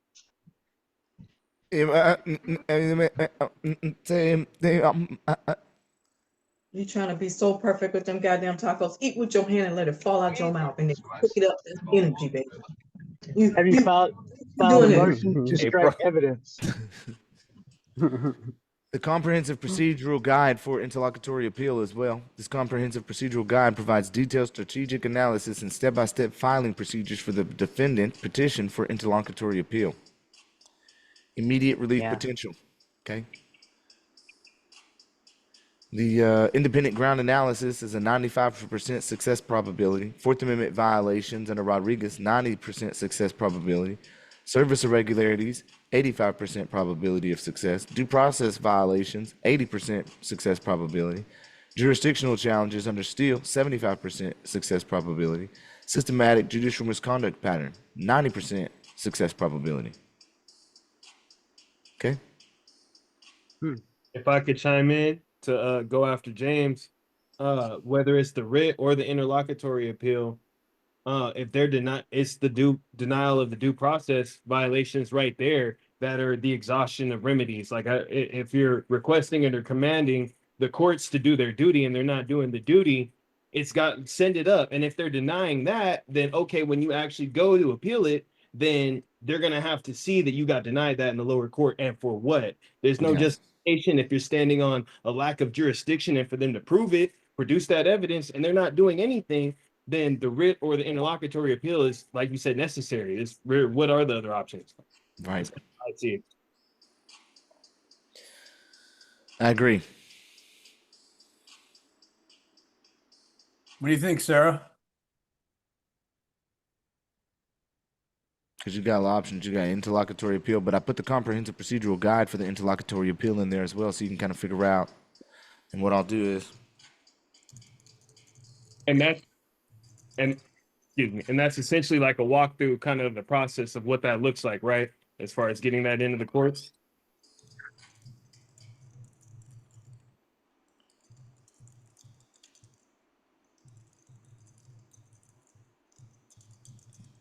It's gotta be something you want to do, though. What? It's got to be something you want to do, though, Sarah. Like you have to, when you submit this, you gotta comprehend everything that you're doing. It's Cam's providing you the assistance, you know, because it works for Cameron, might not work for you depending how you present yourself. You know. Right. So you have to comprehend but what she's you're strong. saying. But she is strong, though. I've heard her in the courtroom. Absolutely. Bro. And you are.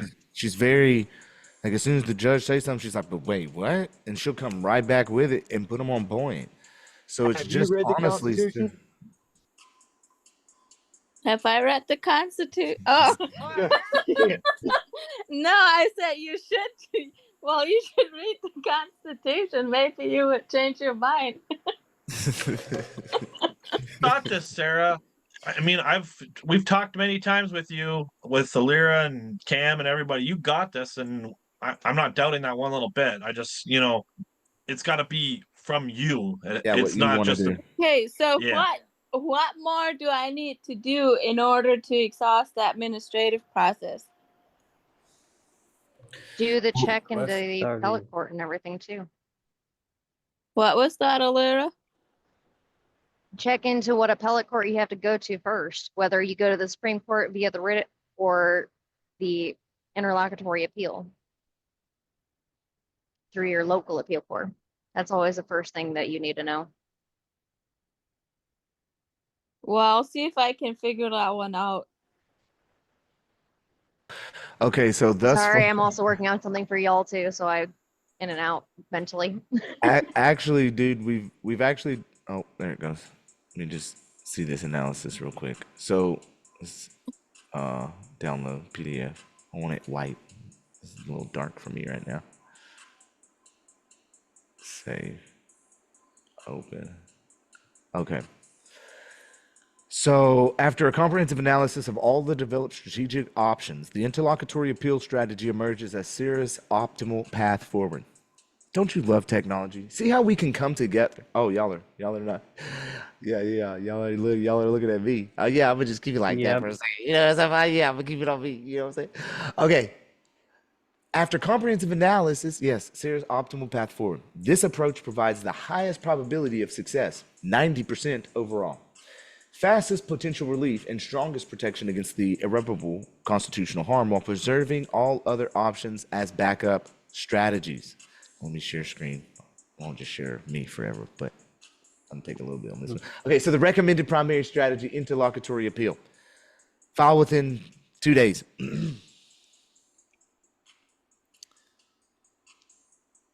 File within 2 days. That means Monday. 2 days. What?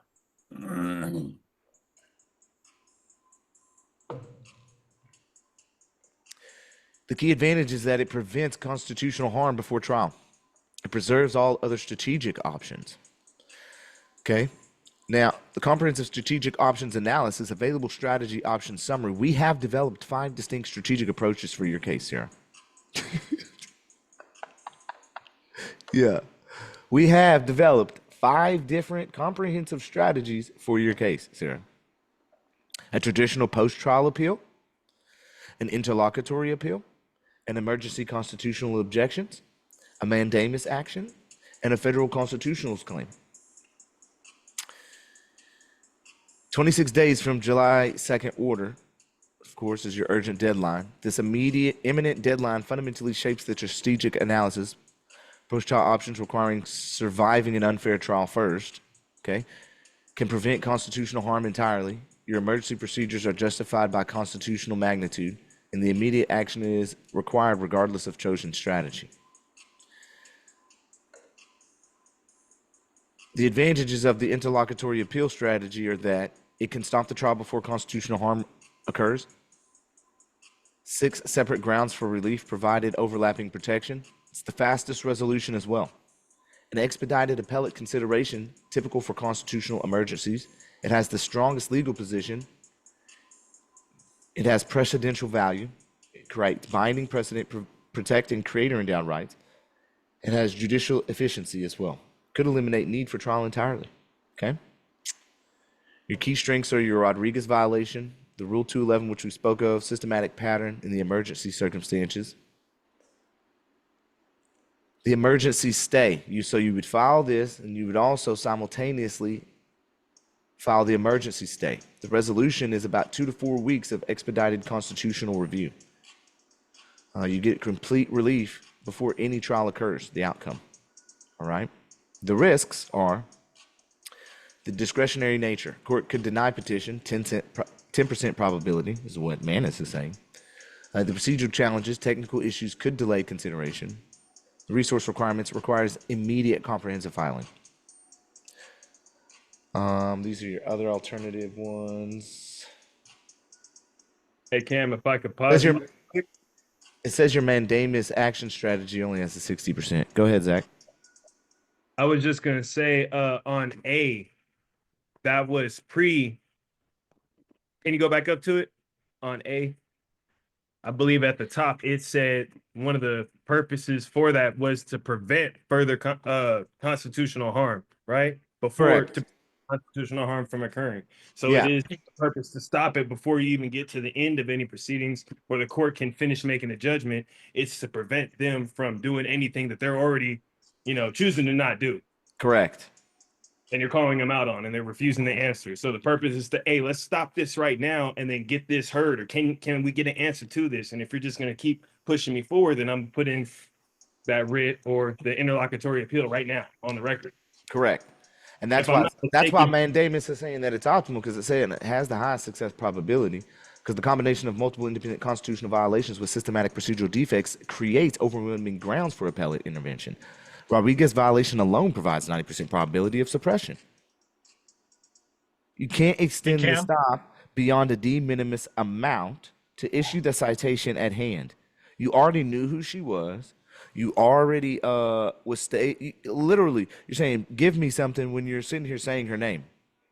Nigga, just open up your damn pad, your little notepad, find her name, write the tickets, and let her go, bro. Literally, you said okay after she turned off the brights, my dude. Oh, and he did all of that without my passport later anyways. You see what I'm saying? It's kind of like the same thing. Like I just found out that body cam files or police files or some bigger YouTube channel hosted WSP event. And what's crazy to me is they over here bitching about license plate covers, yet the dude is sitting in his car reading off my plate to dispatch with no issues whatsoever. So then why are you bitching about the license plate covers?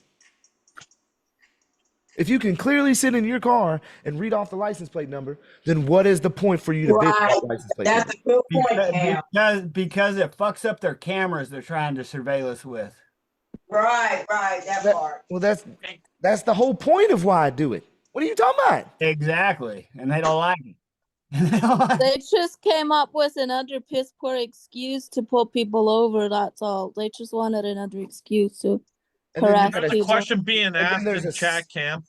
Hold on. And then there's a secondary element on top of that, which is how are you going to impose that rule, statute, and law on one who has a contract, which I don't, in another state? They don't care. See what I'm saying? If it's a dead plate, how you got it now in Oregon, now saying, oh, well, our Washington rules apply to Oregon, even if you're passing through. What? I ain't get no notice of that. Right. What you talking about? I think it's called the Long Arms of the Law Act. Type that in. Wait a minute, color of law act. You better put color of law act in there. Long arm. Because like it says, within police powers, the last three words are what? Constitutional limitations. Yeah. Well, they've made these multi-state vehicle compacts on the back end between the states that are all outside of the law, the Constitution, and everything else. Correct. But if we could scroll back up on the document for a quick second, Cam, Mandy asked. I want to finish this. I want to finish this quick. But what's going on in the chat? Ask me. What's going on? Well, Mandy asked about the significance of filing it within 2 days, and I seen the reason up on top above that, and I missed what it actually said, so I wasn't able to tell her in chat what it was, but I know it was in there. Because you said file within 24 to 48 hours, and then you said to file it Monday, and then the reason was below that, and I didn't remember it. Well, probably because the trial is set for in 2 weeks. Right. So Michigan, it's 5 days. Because you got an urgent deadline. Yep. Okay. All right, so let's see. Mandamus action. What's crazy is, the mandamus probability of success was only 60%. Disadvantages: requires clear legal duty and no adequate remedy. May not resolve before July 28th. And addresses procedurally but not underlying constitutional violations. Court has discretion to deny relief. So the whole federal constitutional claims had a higher probability of success. Okay. Hey, they don't recognize writs no more, huh? The Rodriguez. Okay, yeah. Okay, so prevents irreparable constitutional harm. Why? And again, we're coming back to why the interlocutory appeal is optional, or optimal. Excuse me. Prevents irreparable. Unlike post-trial appeals, interlocutory appeal can prevent constitutional harm before it occurs. Once there is subjected to an unfair trial based on systematically defective orders, constitutional damage cannot be undone. Facts. So the fastest potential relief is the interlocutory appeal on the constitutional emergencies, typically received expedited consideration, providing resolution in 2 to 4 weeks rather than 6 to 12 for post-trial appeals. It addresses systematic pattern. The interlocutory appeal directly confronts the systematic pattern of judicial misconduct and preserves all other options. Filing the interlocutory appeal preserves all other strategic options as backup plans if the primary strategy fails.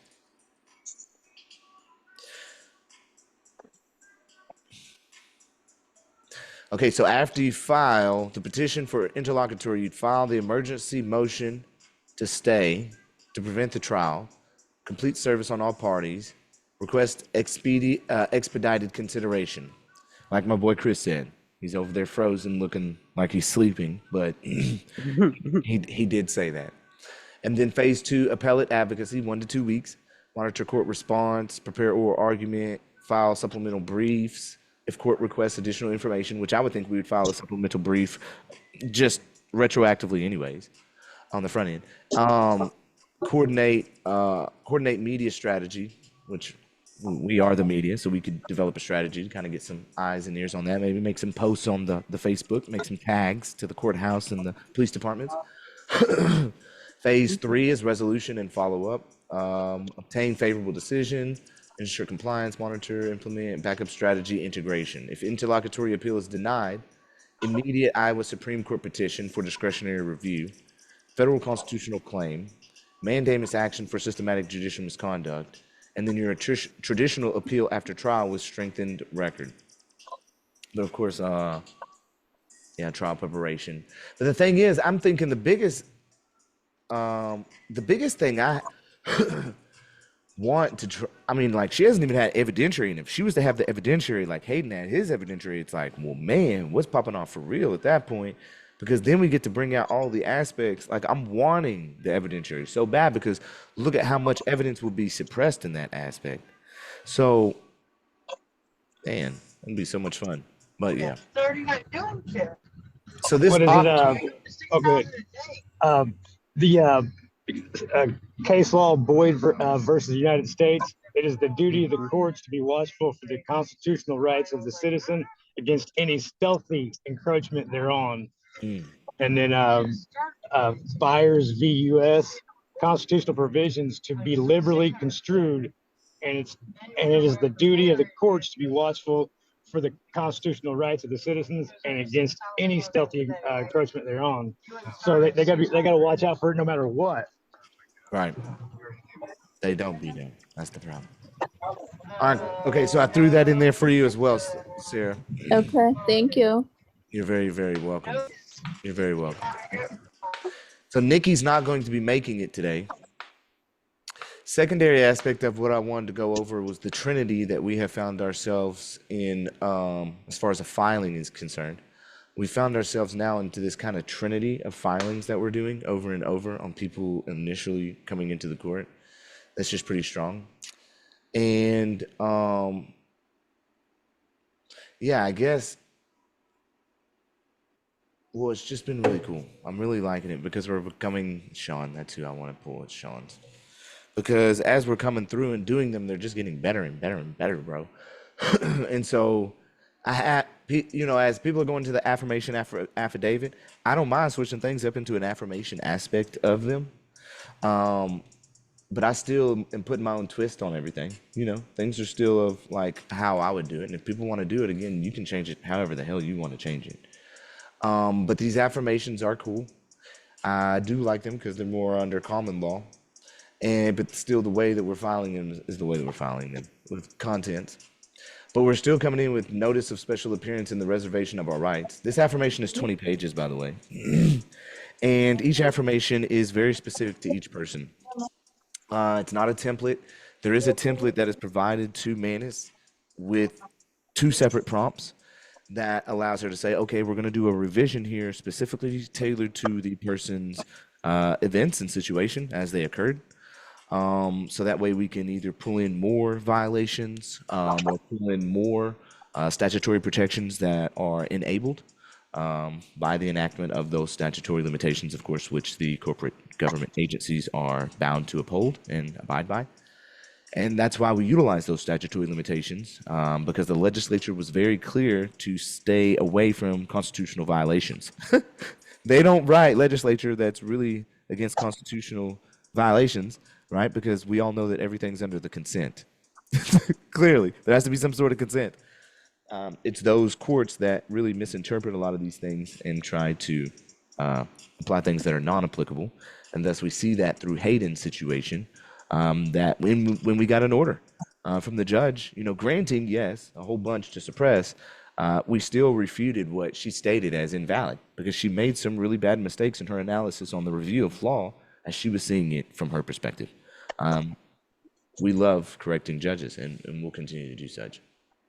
So this comprehensive affirmation of facts constitutes a special appearance, not general, of course, and this is just our opening aspects like we always do within almost everybody's. It's always a special appearance made to in pursuant to the natural natural law principle that no man may be compelled to surrender his creator endowed rights as a condition for defending against unlawful governmental action, and that preservation of a constitutional right takes precedent over procedural compliance in any manner whatsoever with unconstitutional demands for general appearance or submission to an unlawful jurisdiction in the first place. It's all void ab initio, y'all. So the affirmation of capacity, standing, and the natural right status, I, Sean, on this guy, was a natural man and living soul created by the almighty creator, being of sound mind and competent to testify, having firsthand knowledge of the facts herein, being over the age of majority and possessing the full capacity to understand the nature and consequences of this affirmation, do hereby solemnly affirm and declare the following under penalty of perjury under the laws of the United States of America, that the foregoing is true and correct to the best of my knowledge, information, and belief. The competency and capacity for the affirmation that I am of lawful age, being over 21 years, fully competent to testify on the facts, a natural person status, right? So some people may choose to say, I'm a state citizen. I'm a national of the state of California. I'm not a 14th Amendment citizen, right? Bro, my nigga, I am a natural person, a creation of the creator, with creator-endowed liberties and securities that can never be overcome. Like, I don't need another title of nobility other than what has already been established through natural law. If you're going to give me something that's secondary, give me that title that gives me duty, which is an American. Please give me that gracious title. That is so, like, bro, I'm so grateful to have. We could be anywhere in this realm, but we are on, even though we have our own mistakes, we are in the greatest nation in this realm. Amen to that or no? Amen. I want to hear everybody say amen to that for real. They agree. Do you agree with me or no? I want to hear it for real, bro. I agree with you. I wouldn't agree 100%, but Hey, there's some bad people out there, but the spirit of liberty reigns true and its most deepest core nowhere else in the world than it does here.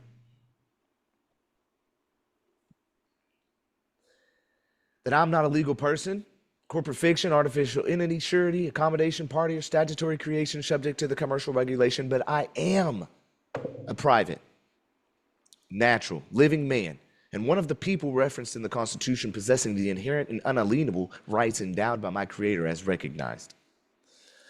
My peaceful status as a non-belligerent, the standing and injury in fact, to bring forth this affirmation is firmly established under the constitutional principles articulated in the one.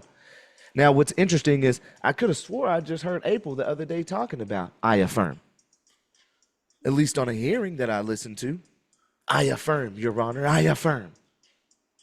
I affirm. Am I mistaken, Thomas? Was that, is that correct? I thought I heard April saying a lot of affirms in that court hearing. Yes, you did. I heard it too. Property rights and ownership status, that I'm the lawful owner of the private conveyance described in the citation. It's your private property. License surrender and the rescission. In this situation, he had. Statement of facts. So bringing in all of the statement of facts as far as the situation in and of itself.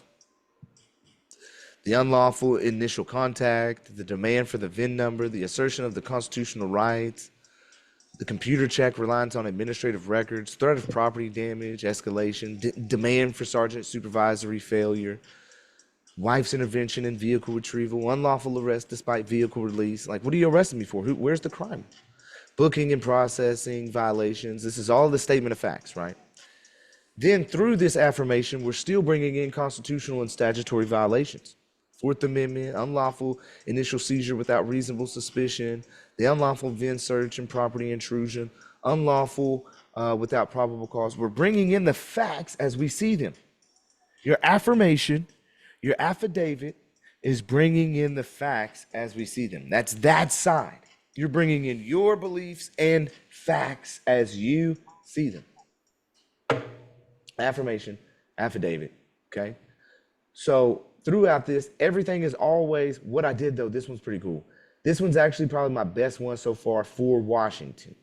For Washington.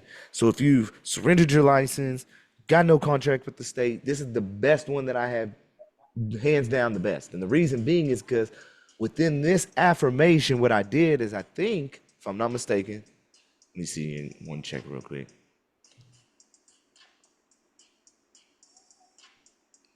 Hold on one second. Yes, I did. I finally brought in the aspect of open as a matter of right for public vehicular travel within the affirmation. He said, Thomas. Cam, how do you get your car out of your just equitable use status because we registered them with the state unknowingly, like I did, most people did? That would be a rescission and a surrender, my brother. You end Just the a receipt. contract. Yes, sir. Right. You Give them back their titles? Should I give them back their titles? Yes, sir, and create your own. Get you some bond paper, get you a stamp in this bad boy, get you an emboss, create your own. You are the most powerful. There's nothing more powerful than you and what you bring forth in this realm. I quite agree. Nothing. I quite agree. I hate to surrender the title. I would surrender that bad boy. Why not? Why do you need Well, because at some point when the de facto tries to say something, they're like, you don't even have title of this car, and then they try and take it. I'm just That's saying right. in Here's my title. Here's my title. Recorded. Where are you gonna go record it at? Go record I don't know. Go get it recorded. Where? Bro, I've never recorded anything. I'm ignorant with that. I just go down. Title the state gives you tells you that the state owns it. So at that point, when you return it, they don't own anything. You own it. So we just return. We just gonna return everything. Purchase. Say it again. Have it recorded in the trust, bro. Cool. Yep. I'll bring it up later. I got enough to think about. I just don't know where. If you want to write me a note or a text on that, we can formulate that. That sounds great, Cam.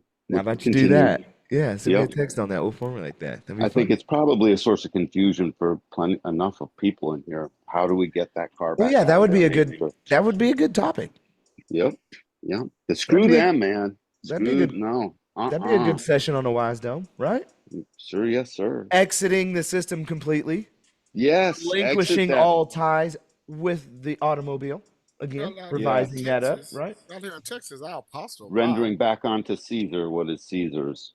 Say that again, Thomas. I said out here in Texas, I gave back the title on our apostle mine, and I said I was taking it to Indonesia, and I had everything, took it to the state, got a stamp, boom, boom. You could do it like that too. That's right. You could have it apostilled like that because you can have any document apostilled in that manner. Right. That's right. So it's your vehicle, it's your private property. So that is true. You could do that, Danny. You could create your own on bond paper, right? Mm-hmm. Have it certified, make it look real nice. We get it all beautified up, like as our own beautiful title, unlike the bond paper type aspect. We can all get bond paper very easy where you do that bond paper. Office Max, template. Office Depot. You get the paper first off, but then you get the template, right? You get that in images where it's at. The bond type with all the, with all the border and all that. Yeah. You dig what I'm saying? We get one of those. Yeah. Look at all those. Make your own with however you're calling yourself to be. If it's just your name with a nice little logo, let it be. You know what I'm talking about? But creating your own is what gives full power and force, bro. It's like I was just showing my apostille earlier. You know what I'm saying? Like my cover letters, if I'm sending out anything to the government, is straight up coming from my Tlatelolco Union, my guy. Like I'm Tlatelolco. Wow, that's huge, Cam. Everything. I think that's cool. Yeah, when I sent out the apostille to get everything sent off, bro, it came from me through the Tlatelolco Union as well. You dig what I'm talking about? Hey, Cam, yeah, that's cool, bud. Has anybody ever gotten the original title back from the manufacturer before it gets turned into the state? Yeah, people have done that. Now MSO. Oh. Yeah, people have done that. Yeah. Brandon Joe Williams. It's totally different because they give you that color of title they give you. Yeah. You can get it from the dealership if you ask for it, but the dealership, they so slick with it. They say, well, we're going to charge you the license and the registration. No, I can register my own car. I can do all this. Give me the MSO. But if you pay in cash, you can get the MSO, but you got to request it. Most people don't ask for it. Yeah. They don't even know. They Well, the think they're easiest gonna way get it from to a titling agency, right? Right. yeah, and the easiest way to confirm that is through motorcycles ACVs. That's the easiest way to True. confirm that method is through motorcycles and the like, directly through the dealership.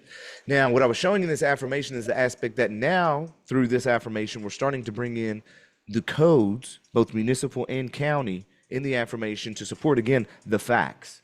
Again, I'm bringing in the facts through my affirmation and affidavit, right? Thus being that we can see that the streets are open as a matter of right for public vehicular travel, okay? And so we're bringing in those definitions, showing that multiple states rectify this, or should I say, recognize it, including the Washington Attorney General. So anybody in Washington should never really have a problem with the right to locomotion, because Supreme Court justices, definitions all throughout municipal codes and counties, and then as well as the Attorney General opinions all throughout time. So if you ever want to come out here and live in Washington and travel freely, literally it's the best state to do such, to be honest with you.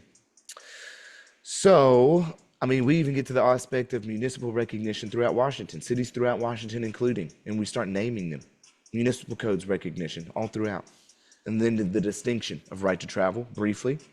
And then a good extended conclusion and prayer for relief. Based upon the comprehensive facts, law, and constitutional analysis set forth herein, it is clear and undeniable that the charges brought against me constitute egregious violations of multiple constitutional provisions, federal statutes, and Washington state laws. And then asking for a dismiss, declare, order, award, enjoin, grant, with a verification and affirmation, notarization as well with the certificate of service. Okay. Now that's the affirmation. Cameron, I'm in Washington. What document are you reading from? Can I get a copy of that? This is going to be Sean Benton. I'll share the link with y'all on a view but not edit aspect. This is the newest, most beefed up affirmation that we've created and developed. Are all those documents that you have, Cam, posted somewhere in Discord? No. Okay. But wait, well, for you, Kurt, that's Kurt, right? Yeah. Yeah, you're a Wisedome. That's me, buddy. You're a Wisedome. Yeah. You got a Wisedome role. So then, I'm a domer. So if you check into Sean Benton case file, should be Sean, and he's in Washington. Okay. So for us it is. Okay. Yeah, good. yeah. If you're a Wisedome, supporting member, yeah, you can see. Thank you. Okay, cool. You got full access. So let me see. Case law validation, the hearing script, notice and demand. Okay, so this is another aspect of what's coupled with our affirmation. So our affirmation is bringing in our facts, right? We're bringing in our facts that we know to be true, that cannot be really refuted whatsoever. If we want, I could say you could also add like a fourth document, but you could just put it as like an attachment to your notice to demand, as far as a separate document that attaches to your notice to demand that's on like a judicial notice. If you wanted to bring in a lot of supporting case law, to bring in some judicial notice as well. Not necessarily needed, but very cool nonetheless, right? Judicial notice is a very nice thing. So secondary aspect is the law.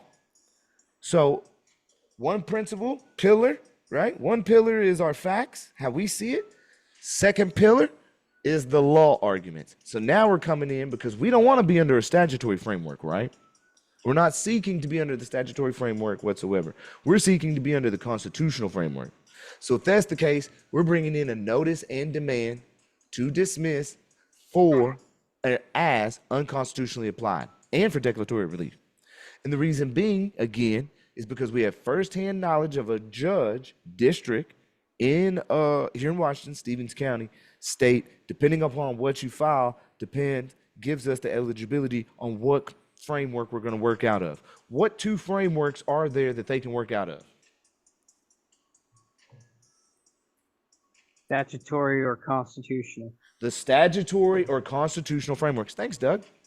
right? You're welcome. So if we're wanting to get the aspect of a constitutional framework and body of law for the judge to work out of, we need to get it in here as unconstitutionally applied through a notice and demand rather than a CRR 8.3 motion, right? For a motion to dismiss, statutory side, okay?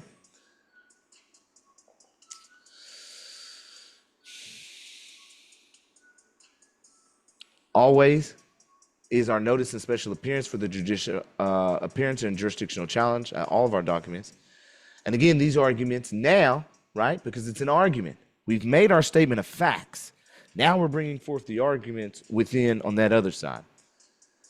Cam, can you make that a little bigger? Yeah, Papa. Thank you. Remember, you can always zoom in on a Zoom screen thing. Maybe not on a computer, though. I know you can't on like iPhones and stuff. Okay. That's good. Okay. So, and then a go ahead. Control plus is a zoom on computer. Control plus, thank you, Sorry Papa. about that. No, that's good. Okay, so one of the people appearing in propria persona and sui juris and respectfully moves this honorable court to dismiss with prejudice all charges contained in the citation filed against him and for declaratory relief pursuant to the Washington Rules of Civil Procedure 12b6, fair to state a claim upon which relief can be granted. In the Washington Rules of Criminal Procedure 3.5 for the suppression of the evidence obtained in violation of the constitutional rights and the constitutional guarantees of the 4th, 5th, 6th, and 14th Amendments to the Constitution for the United States. Now, do you see how all right here in our intro, we're coming in a little bit different? You notice how this initial aspect is a little bit different. It's like, hey, now, y'all are failing to state a claim upon which relief can't even be granted. And there's suppression evidence that must be had here because it's all fruit of the poisonous tree. See how now we're coming in on the argument side based on the law. We don't state those things in our affirmation. We're just stating the facts as we see them. Two pillars getting to the ultimate goal, okay? This case presents a fundamental questions of constitutional law and statutory interpretation that strike at the very heart of the individual liberty that is sacred, the creator endowed rights. Got them. No, they don't want to hear that. Why do you think lawyers can't talk about this? And the limits of the governmental power in the application of the commercial regulations to private non-commercial conduct. Now, can the state of Washington constitutionally apply commercial driving regulations to a natural man exercising his fundamental creator-endowed right to travel in his private conveyance? Troy simply showed us not too long ago that the DMV is nothing more than doing business. Business. It's all business. They clearly stated within their own policies and procedures. Are you reading them? Anybody who does business with us, why is it business? Because you paid a fee. You out here paying a fee to transfer your right into a privilege. What the hell? The application in and of itself says slave. Does it not? Tell me if I'm wrong in that. No. Tell me I'm wrong. The application in and of itself means I'm a dummy. I need permission. I mean, if you don't really know what you're using it for, and if you're not really using it for what its purpose is, what is the purpose of the driver's license? Please, someone tell me. So you can operate in cars and drive people and property around. So you don't get beat on the ground. So you don't get beat on the ground. Yeah, right. That too. I think that's the one. Alex hit that one. Bro, when I got stopped on Wednesday, that's why I had it to him. I was like, bro, you already seem like you one of the ones. Just take it, bro. He said, I'm not gonna play. We gonna figure this out. We gonna figure this. I'm gonna get you on the back end. On the back end? The answer is demonstrated by the clear constitutional principles established in Kent versus Doles, Shapiro versus Thompson, and Sands versus Rowe, and confirmed by the Washington Comprehensive Statutory Framework recognizing highways as open as a matter of right to public vehicular travel as an emphatic no. That's a very strong introduction. Very strong. In flagrant violation of these clearly established, I mean, I could literally go, you know what, fuck it, we'll go through a little bit. The Washington legislature, while possessing the authority to regulate commercial activity upon the public highways, lacks constitutional power to criminalize the exercise of fundamental creator-endowed rights by natural persons engaged in private travel. The charges contained in citation under Washington Revised Code sections represent an unconstitutional application of commercial regulations to movements' exercise of his fundamental right to travel, thereby violating the due process and equal protection clauses of the 14th Amendment. Now, you see, I can bring in some 14th Amendment arguments too. See? I can do it, guys. I'm not that bad. The Privileges and Immunities Clause and the fundamental principles of the limited government established by the Founding Fathers. Yes, in flagrant violation of these clearly established constitutional principles and Washington's own statutory framework protecting the right to travel, law enforcement officers stopped, detained, and cited movement for alleged violations of commercial regulations while movement was exercising in its fundamental. So we got statement of facts coming in real quick. Legal standards, constitutional challenges to the criminal statutes. I'm sorry, I got to zoom out just a little bit, Jack. While I scroll, it starts to kill my eyes. The fundamental right analysis under the federal and Washington law, an analysis now, the statutory framework that protects the right to travel, the unanimous legislative recognition of the right to travel, the unanimous legislative recognition of the right to travel. Washington's own laws, 2005, Chapter 161, represents the most comprehensive and definitive legislative recognition of the right to travel in Washington history. This legislation was passed unanimously by both houses of Washington legislature, with the House voting 93 yeas and 0 nays, and the Senate voting 44 nays and 0 nays, demonstrating universal legislative recognition of the fundamental right to travel. Okay, this legislation defined highways. When was this? In 2005. Every way, lane, road, street, boulevard, and every way or place in the state of Washington open as a matter of right for public vehicular travel, both in inside out of the limits of the incorporated cities and towns. The unanimous nature of this legislation demonstrates that protection of travel rights transcend partisan politics and represents fundamental American values. If you want to move to Washington and travel free, please feel free. See how those cops the other day just did what they did to me in Yakima? All I got to do is literally send in my shit and have this as a damn attachment, an exhibit, and there really ain't no more talking. We can stop all the long talk. Okay? We can stop all that. Okay? So we got Fourth Amendment, and y'all already know what happens when it be about the Fourth Amendment, because the Fourth Amendment, they be wilding. Almost everything's a Fourth Amendment violation out here in relation to the vehicle or automobile. The Fourth Amendment protects the right of the people to be secure in their persons, houses, papers, and effects against the unreasonable searches, and investigatory stop must be based on the reasonable suspicion supported by the articulable facts of a crime. Okay? Then we have the charges must be dismissed because the Washington Revised Code provisions are unconstitutionally applied to a private, non-commercial traveler. Uh-oh. Got him, coach. Got him, coach. Now, do you think this Washington State Patrol Attorney General is going to really argue with me that much when they've got their own general opinions speaking on such matters in which I was operating under? I don't think so. I think we're going to get a settlement.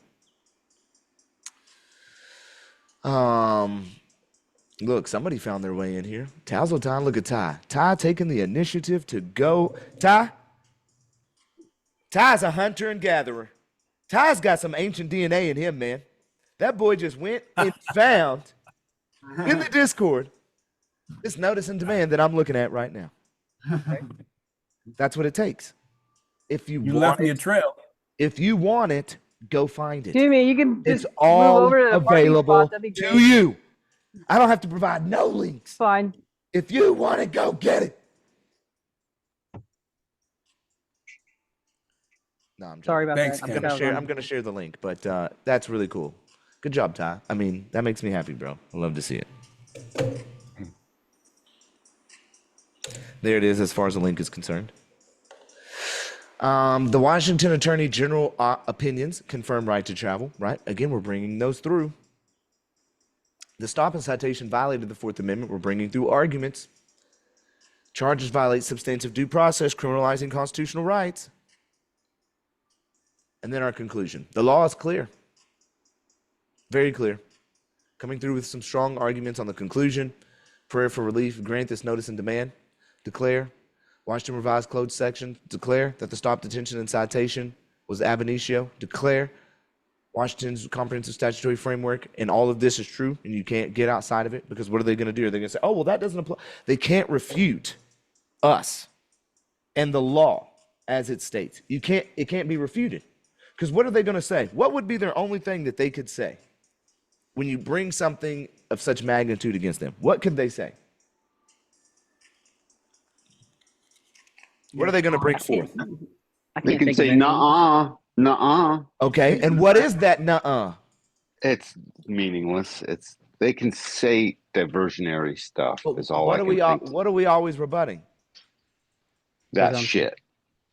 What? Yeah, It's the a presumption. It's an assumption. Yes. It is hearsay. Yep. You can say all that you want until you prove it to me. Bring evidence. Stop talking and bring evidence or quote from a competent source in which will allow me to comprehend what you're stating. You see what I'm saying? You can't just state it. You need to bring evidence for me to comprehend. If I can't comprehend, then that's a violation of my due process because I don't comprehend. Straight. You see how you lace this all the way back? You always can win, bro. You just got to figure out how to argue it back.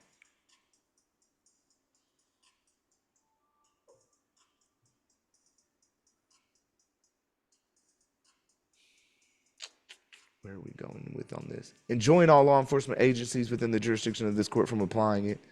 Order the comprehensive constitutional training. Declare that the movement exercises this fundamental creator endowed right to travel in its private. Award movement costs and litigation fees. Award compensatory damages. Award punitive damages. Retain jurisdiction to ensure compliance with any orders entered in. Issue a permanent injunction prohibiting. Order the creation of the constitutional compliance monitoring system to ensure. You see how I'm bringing in all these aspects. Declare that Washington's unanimous legislative recognition. Award such other and further relief as this. 16 different requests, bro. And our notice and demand now as unconstitutionally applied. You can't tell me something is not going to stick in relation to what we're requesting based on the constitutional violations on the front end when it requires that fruit of the poisonous tree is applicable.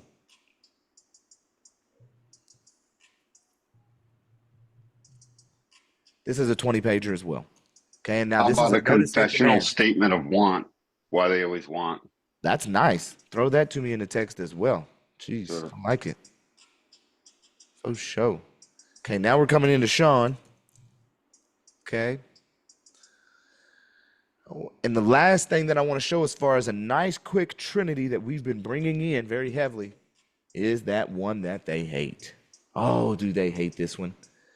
Me and Jacob are under the assumption, and let it be only an assumption until rebutted, is that this bad boy is very significant in relation to why that felony and all 5 of those cases combined were dropped. Can y'all tell me what y'all are reading here? What is it? Bill of Particulars. Can anybody tell me what a bill of particulars does? Supposed to outline the details of what the charges are. It's like the charging document. It's supposed to be clearer. The rest of a bill of particulars must also state the charging amounts and the bonds associated. Is that right? Like an invoice. Well, what's interesting is that we first started building out these bill of particulars. Let's show you the first type of bill of particulars we started developing quickly. Uh-oh, sorry. Oh, relief, boom.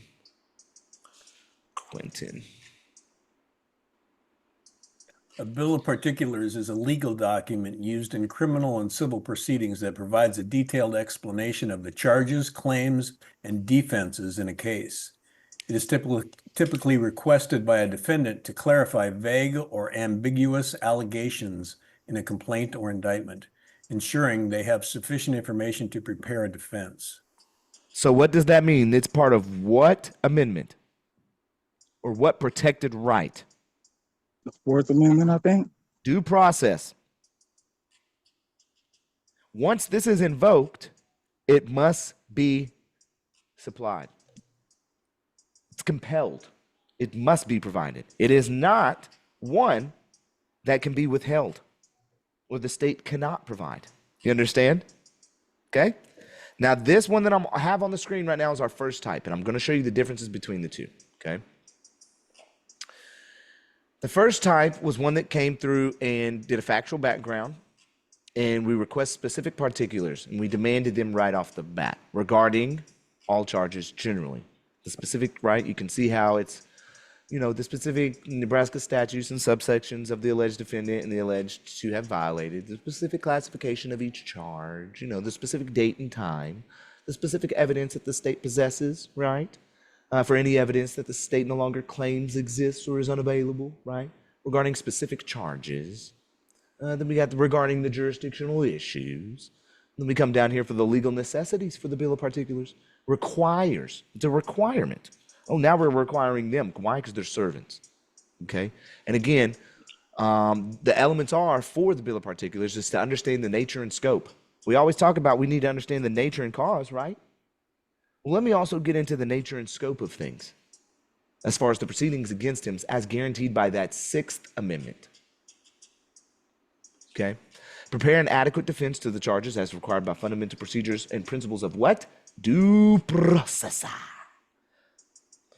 Challenge the jurisdiction of the court on specific and articulable grounds. Address the constitutional and procedural defects in the proceedings thus far as they have occurred. And to preserve issues for the potential appellate review. See, they don't like that. They don't like that because they like to operate outside of the record. They like to operate outside of the rules. Why is that? Because we don't be knowing the rules. We don't be knowing what's owed and due to us. That's a big problem.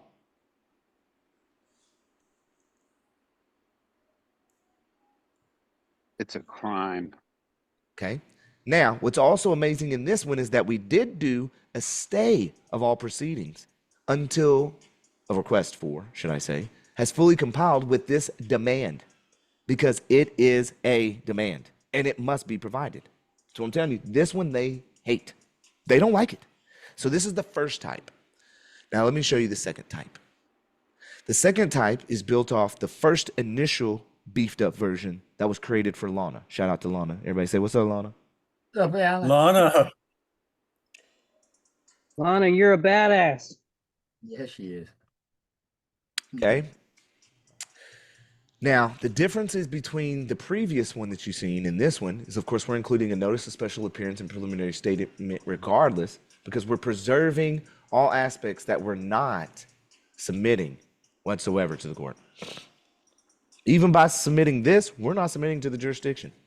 But this is a comprehensive bill of particulars is filed to compel the state to provide the specific factual and legal foundations necessary to support each element of the charges against them. Okay? And it's a demand. Yeah, Teresa. The accused further demands the state to address the comprehensive statutory framework enacted. And we go into it deep. It's a 25-pager. Demand. So right off the bat, you can see that each element now is a demand with a very thorough aspect of what we are demanding. Territorial and subject matter jurisdiction. Since you don't want to really address it orally, and it must be proven by evidence, let's go ahead and bring it in as far as an argument documentary-wise into the record so that it's shown for any appellate review that I did bring these issues up, but y'all are failing to answer regardless. You're just clearly stating that you got jurisdiction. So again, like Doug says, it's that want. It's that want, or like Danny said, it's that want. So we're demanding with absolute specificity the constitutional precision and exact territorial boundaries within which this court claims to exercise jurisdiction over the accused, including the precise legal authority, the constitutional provision, the statute as well, and other lawful source establishing such boundaries, and provide surveyor's maps, GPS coordinates, and official boundary descriptions demonstrating that the alleged incident occurred within such boundaries on West Sylvester Street and North 19th Avenue in Pasco, Washington. Wow. Wow. Do you think they want to answer just this first one alone? They got to come in here and start providing surveyors maps and GPS coordinates in relation to their territorial jurisdiction that they claim. Bro, there ain't no way. If we're talking about that, they're like, damn, dude, I don't want to provide. Fuck, dude. I didn't know my duty was this damn deep. Oh, my God. Yes, it is. You're the one bringing a charge against me that entails taking away my life, liberty, and the pursuit of happiness. Yes. Do you see now why they don't like this? Okay, there's 25 pages of this shit, bro. That's hysterical. Hysterical. Let me say it a little bit more twang. It's hysterical. You know what I'm saying? Let me say, man. Demand, identify the specific constitutional provision, statute, or other legal authority that grants this court subject matter jurisdiction over a natural man exercising creator endowed rights to locomotion and private property ownership, particularly when such individual has formally surrendered his driver's license in 2018 and rescinded any commercial contract within the state of Washington, thereby terminating any regulatory nexus. Oh, we know that's what who says nexus? Whose term is that? Who likes to say that?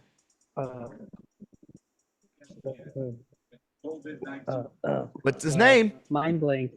Nope. What's his name? On the He's tip down of in my tongue. Texas. We did an 8-hour session with him. Eddie Craig. Eddie Craig. It's all about Yeah. that nexus. I was totally trying to say that, but I had to get to my phone because I was showing my husband what I've been working on. He's gonna tell you it's all about the nexus. That's his word, and it's a nexus statutory scheme. Even within the legislature, they talk about how the driver's licensing aspect is a scheme.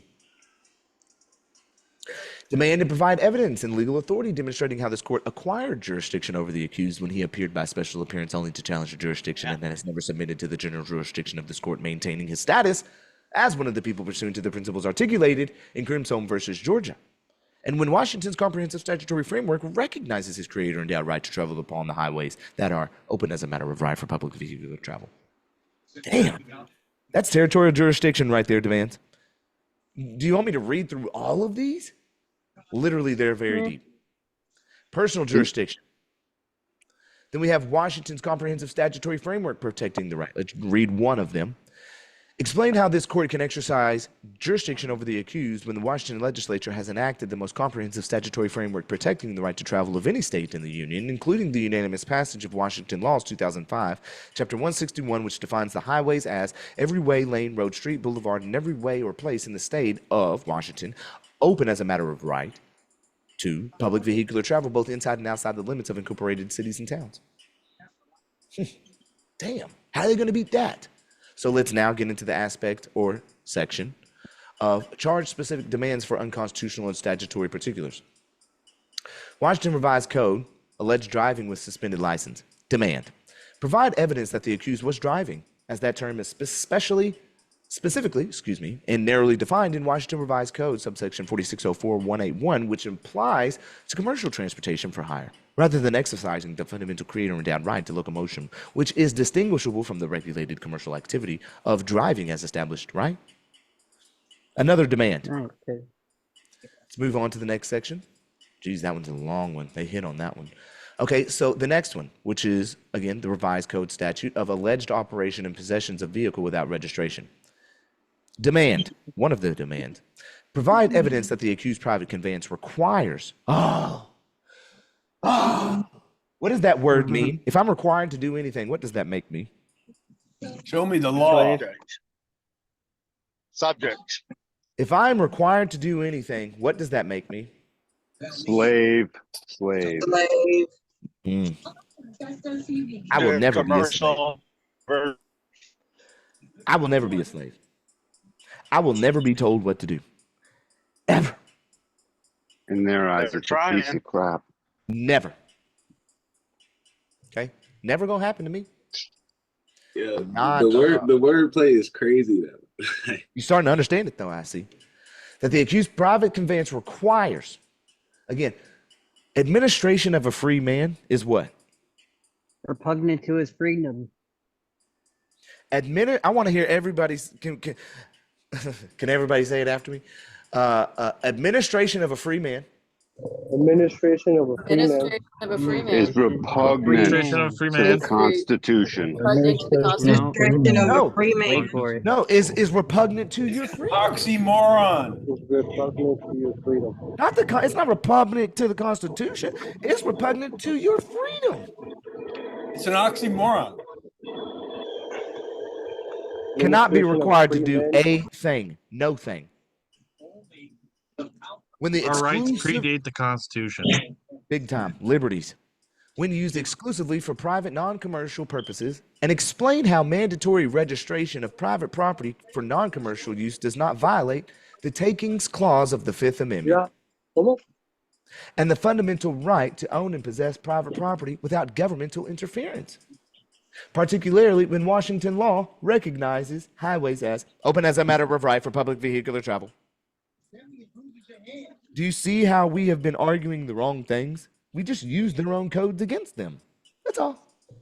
Okay, we'll go down to the next section. Alleged operation of motor vehicle without insurance.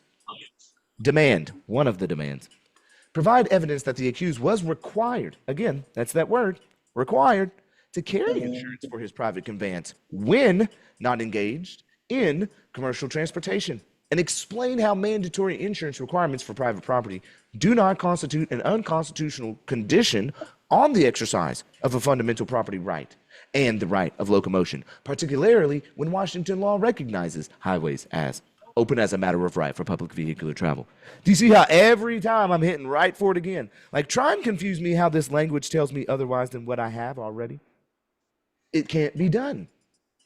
Can't be done. It's pretty clear. Constitutional and procedural deficiencies. Fourth Amendment violations. Unreasonable searches and seizures. Demand. One of the demands.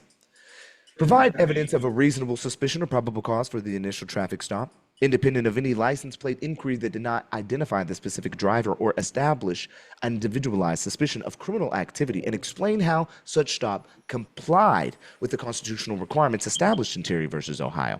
See how we use Terry versus Ohio while others want to revoke it? Particularly when the accused was exercising his right to travel on the highways that Washington law declares are open as a matter of right for public vehicular travel. Again, just one of the demands within the constitutional aspects.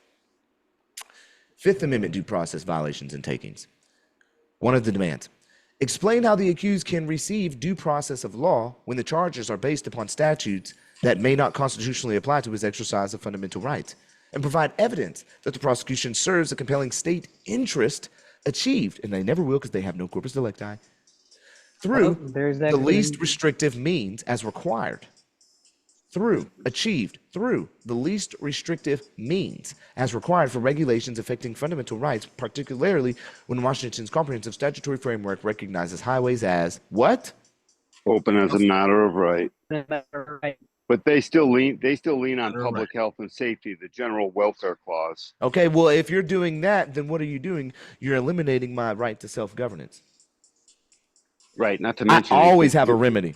We will always have a remedy. You always have a remedy, Danny. Yeah, general welfare was never meant to be construed or contemplated as to reach into the liberties protected under the Bill of Rights. I like that. Say it again, Papa. Damn. It was never meant to be legally or lawfully contemplated in such a way as to reach across the aisle into an American man or woman's protected rights under the Bill of Rights and under natural law. Perfectly said. The compelling, if I may, that's exactly what state interest is commerce, regulation of commerce. That's the correct state interest. Correct. Thus the submission and consent. 14th Amendment equal protection violations. Demand, one of them under the 14th Amendment. Explain how the application of Washington Revised Code provisions to the accused does not violate the Equal Protection Clause by treating him differently from similarly situated individuals based solely upon licensing status, which bears no rationale relationship to the exercise of fundamental property rights and the right of locomotion, particularly when the accused formally surrendered his license in 2018 and was exercising rights protected by Washington's comprehensive statutory framework. Evidentiary challenges and exclusionary rule application. Fruit of the poisonous tree doctrine. Demand. Explain how any evidence obtained after the unlawful stop can be admitted when it constitutes fruit of the poisonous tree under Wong versus Sun. And provide evidence that such evidence was obtained through means sufficiently attenuated from the initial constitutional violation. Purge the taint, particularly when the stop violated the accused's right to travel protected by Washington's comprehensive statutory framework. Chain of custody and authentication, one of those demands within. Provide complete chain of custody documentation for all physical evidence seized from the accused, including detailed records of every person who handled such evidence, the dates and times of transfer, the security measures employed to prevent tampering or contamination, particularly for any documentation related to the accused's vehicle and personal property. Under corpus delicti and burden of proof challenges, one of the demands, provide evidence of the corpus delicti body of crime for each charge offense. They can't do it. They can't do it. They will say the state, but they must provide a person, independent of any statements, admissions, or confessions by the accused as required by the Washington Evidence Rules and State versus the 10, and explain how the state can establish corpus delicti when the alleged crimes are based on statutory violations that may not constitutionally apply to the exercise of fundamental rights protected by Washington's comprehensive statutory framework. Statutory construction and constitutional application. One of the demands, explain how Washington Revised Code and can be constitutionally applied to an individual exercising fundamental constitutional rights to locomotion and property ownership, and provide evidence that such application does not violate the constitutional avoidance doctrine established in. See how many doctrines there are? I mean, it is just numerous. That's what I'm saying. You can't lose anymore if applied right and argued and rebutted without acceptance. There's no way to lose. You are the I am. Please accept that. Please accept and know that within.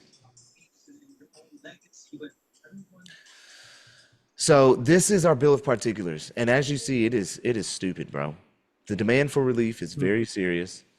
The state provide all, like, you know, if we're getting to at least the demand for relief, wherefore we respectfully demand the state to provide a complete, specific, detailed, and constitutionally adequate responses to each and every particular set forth herein within 30 days of service of this comprehensive bill of particulars, and further demands that the state provide all evidence, documentation, legal authority, constitutional foundation, and factual support for each element of the charged offenses, including proof that such charges can be constitutionally applied, that the state explain how it can proceed with prosecution when the initial stop was unlawful, that the state address all constitutional violations, that the state explain how prosecution is consistent with Washington's comprehensive, that the state dismiss all charges, suppress all evidence, order immediate release, find that the charges violate the creator endowed rights, that the court take judicial notice, that the court order comprehensive constitutional training, and that such other relief be given.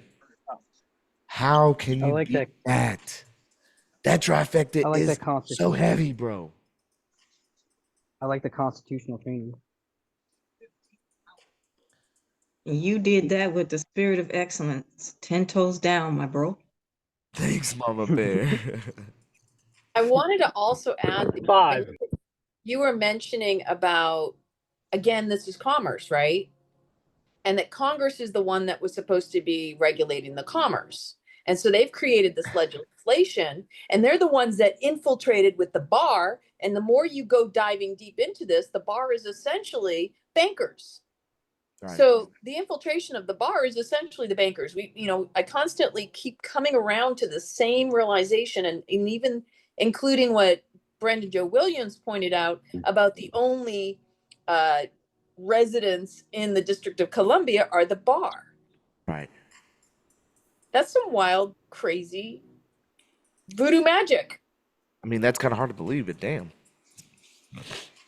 And that they want just their bar members playing in their little courts.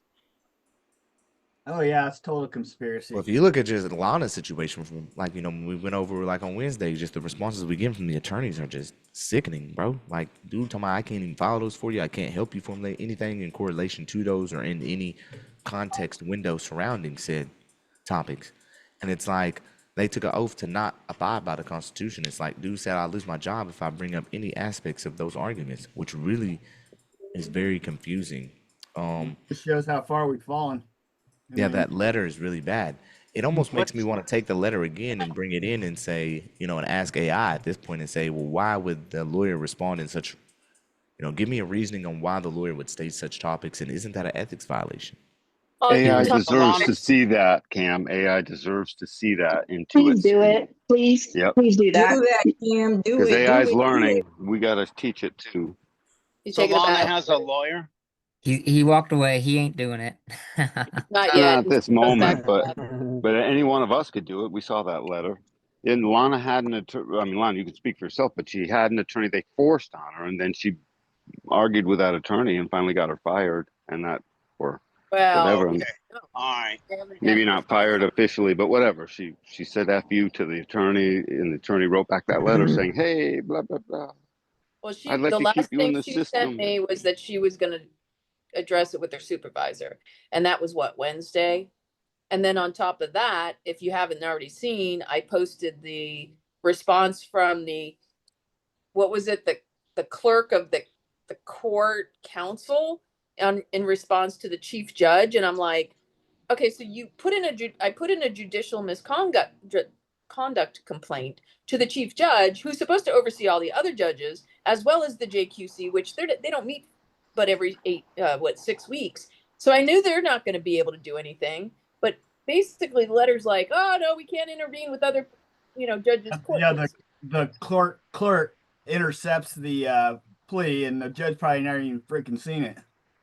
Well, I sent it via email, and that was supposedly a response to the email, but I also physically sent it too.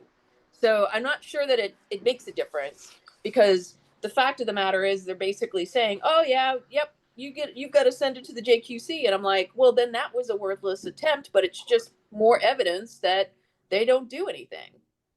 Or Talking the about clerk runs the freaking show. I filed, Cam, and how It's true they don't do anything, but the writ of mandamus would be the document to use there to get the higher judge to look at it. Mandamus seems like it's for higher judges and not for this court. Is that right?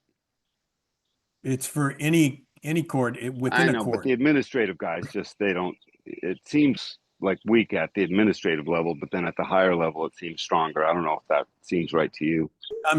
No, I'm sure that's correct, but I'm just saying, right. Any stage, of course. Yep. We want to do things as correctly as possible, and to get their attention in a way that is mandated by law. So how do y'all feel about the trifecta? The trifecta is stunning, dude. I had Excellent. chills.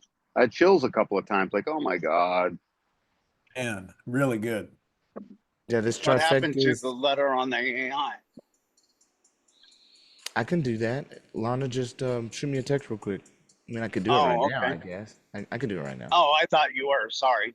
No problem. Yeah, I just went to take a piss real quick, but Cam, I appreciate wondering you if sharing the trifecta. yes, sir, most definitely, stuff. brother. Yeah, it's. This might be a dumb question. Hold on one quick second. Remember that thought. I just one statement. The only thing I was gonna say is that is like the strongest I think we kind of are right now. Particularly, I mean, give or take a little bit as far as right now, up to date, because there are other things that we can bring in, right, that I've taken away from including into these documents, which in some affidavits I was introducing more of a reservation of rights. So maybe in some of Quentin's affidavits, you'll see a reservation of rights within the documents, or even a judicial notice, right, that's getting brung in at the very end or after the certificate as an attachment or exhibit. So some things you can bring in a little bit more to, again, set that stage of judicial notice and get the playing field corrected. But beyond that, yeah, this 3 trifecta documents is probably the strongest points that we're at right now. Yeah, I would say.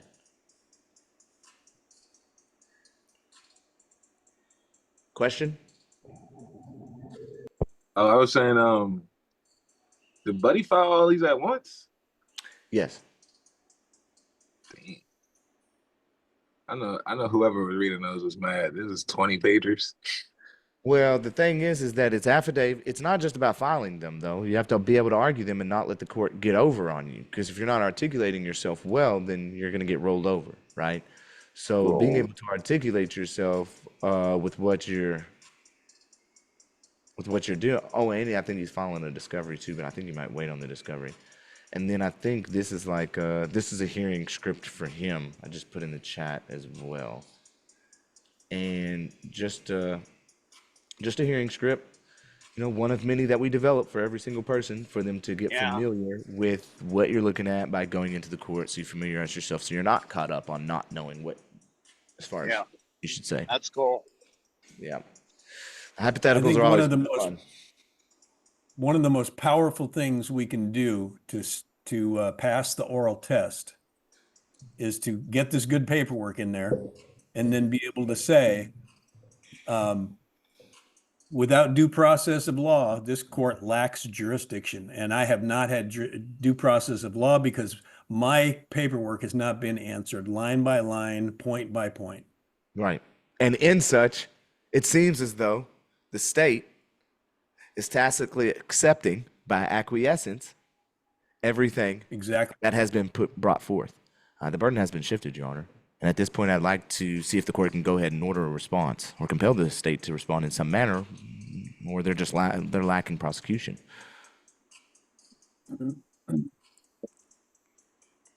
Keep it simple. Very good, Cam. Keep it simple, man. I know it can get complicated. Due process is everything. What's up, Wilson? What's up, Ocasio? Yeah, due process is everything, yo. One last thing. Yes, last night, I think I found a new open source for y'all as far as AI is concerned. This has 1 trillion parameters. Oh, shit. I used it last night. It is open source, though. I'm doing tests on all agentic work AIs. I try to keep y'all as updated as possible. This is fairly new. I just shared it with Ocasio last night. It's kimmy.com, okay, and it's open source. I'm not sure if they're asking for pay money right now. It may just be open source. So, yeah, it's done by Moonshot AI. It's Kimmy. It's agentic, so if you want to use it, how I do things as far as testing is concerned, I'll take a document that I have that's about 45 pages, and with all these AIs, I go out and tell it, revise this document for this certain state. And looking how it gives me a response, whether it's, and I give it all of them the same prompt. I look at the length, I look at the detail, and I look at the accuracy. And I look at the other aspects of what it does beyond what I've asked. If it does more than what I'm just asking initially. And that gives me the eligibility to say, okay, it's good or not. I think Grok is trash. Other people use Grok, but I think Grok is trash, me personally. I tried to use it last week, actually, and went ahead and dropped $30. And it did horribly. Grok 4? I don't think it was Grok 4, so maybe Grok 4 is now better. I still got my subscription, so I could probably go back and try again and do another test. Yeah, you ought to. They're saying that's the shit. But I don't know. I haven't tried it myself, so I don't know. Yeah. I'm more on agentic work. I like to see my AI do tasks and get to working on several different aspects while I'm also working on other aspects. And that's the agentic realm, where you have, 100 AIs all working in different realms on different things at the same time. And so that's what's cool with Manus is that's what she's doing. She's doing the agentic work of research on multiple realms while developing it at the same time. And it's not that back and forth element, which is ChatGPT. But I do believe that Kimmy has that agentic work, and it is open source, and they do have an app. And I did a quick test last night, and it seems like it's doing okay. So if you're wanting to do some free work on the back end over there with a little bit more agentic aspects rather than ChatGPT giving you bullshit, you can try that out. And then if you need to use your paid services to kind of finalize, enhance, and bring forth some larger documents or whatever the case may be while doing the free research on the lower end, then you can. It's always good to go tit for tat. Remember that. Go tit for tat. Stay away from ChatGPT. It sucks. That's what you started on, wasn't it, Cam? Yeah. If you can, Okay. I know GenSpark AI. I know GenSpark AI. You can go and utilize GenSpark AI to get 01 model. And to me, still to this day, 01 model is the best law model. Really? Okay. Yeah, she was trained really good, bro, on just coming forth in that more humanistic, natural approach. Yeah, and then having all that access to that law, which you could pull in, which it did so greatly. And then when 03 came in, it's like she didn't want to reference herself to that humanistic, deep, well, not human, but that more spiritual aspect of who we are. It's like she tries to stay away from that. And I'm not gonna fight or battle you for that. She saw the lesson of Black's Law and stopped making her citations. For real, start fucking For up, real, bro. Yeah, but what the F, man? They don't do it. I ain't doing it right. Yeah, what was it? Gen what? GenSpark.ai. That's the main one you use now? No, I use Manus. If you want to get Manus, here, I'll give you my thing. I get credits. Isn't Manus all within that Kimi.com you were just talking to? No, Manus it's standalone. separate? No, yeah, Manus Okay. is standalone. So it doesn't If you have them join- all. It's No, if you join through my link, you get 1,900 credits Okay. free. I get 500 credits free too. So it's pretty cool. I'll do that. Yeah. Helps out. Anybody who does not have Manus, accept Cam's invite. Yeah, just help me get more credits because they're getting expensive, bro. Well, it's because now what I'm doing is that on every inquiry with people, I'm going right off the bat deep with it. You know, they're getting comprehensive analysis and scenarios directly based on where they're at in their cases. I want people beyond our meetings to understand the depths of everything. I don't want you just to have the documents. If you have the documents, that's great, but you need to understand all those depths. And so those comprehensive, and that comes from my secondary prompt, which I gave y'all today in the very beginning. So you guys scroll up to PDF, but that's able to give you a guide that is developed and tailored for your exact situation at that point in moment. And it's extensive. That way you're not lost. You're not sitting here being like, well, what's next? And what is the next things I'm supposed to file? And if this happens, you know, you have all that. You know this is supposed to happen and this is supposed to happen. So when the judges, like in Lana's situation, goes outside of what's supposed to happen because it's mandatory and it's a duty ministerially, then you know, okay, well, now we need to do this then. And that's the beauty of all of it now. It's like we're all fully prepared. I mean, literally, bro, over the past week, I have not seen so many lawyer ads in my life. What do you think that means? They're getting devastated. There are lawyer getting ads devastated. everywhere. For what though? Like for work? No, I know, but I mean, are they waking up AI is constitutionally? displacing them. For work? Oh, they just people are waking up. AI is use AI to displacing do them. Yeah, the it's AI going to replacement. decimate Yes. the lawyer Yes. industry Yes. big time. Big time. Oh, that's yeah. These niggas Good. talking about, I can't go in here and talk about your constitutional rights, Lana. Then what the fuck are you useful for? Fucking people over. God, we're changing things, man. All right. Thank Well, you. that's God. all that's for YouTube. So that's all y'all gonna get. And Hi, YouTube. I just want everybody on YouTube to remember, I am you, we are us, and we are all a part of this great I am. And this wisdom and knowledge and this mastermind is continuously grow no matter what. That's right. And I just want you to know that I love you, each and every one of y'all. Everybody, y'all say bye to YouTube. Later. YouTube. Bye, YouTube. Bye, YouTube. Bye, YouTube. Later. Bye, YouTube.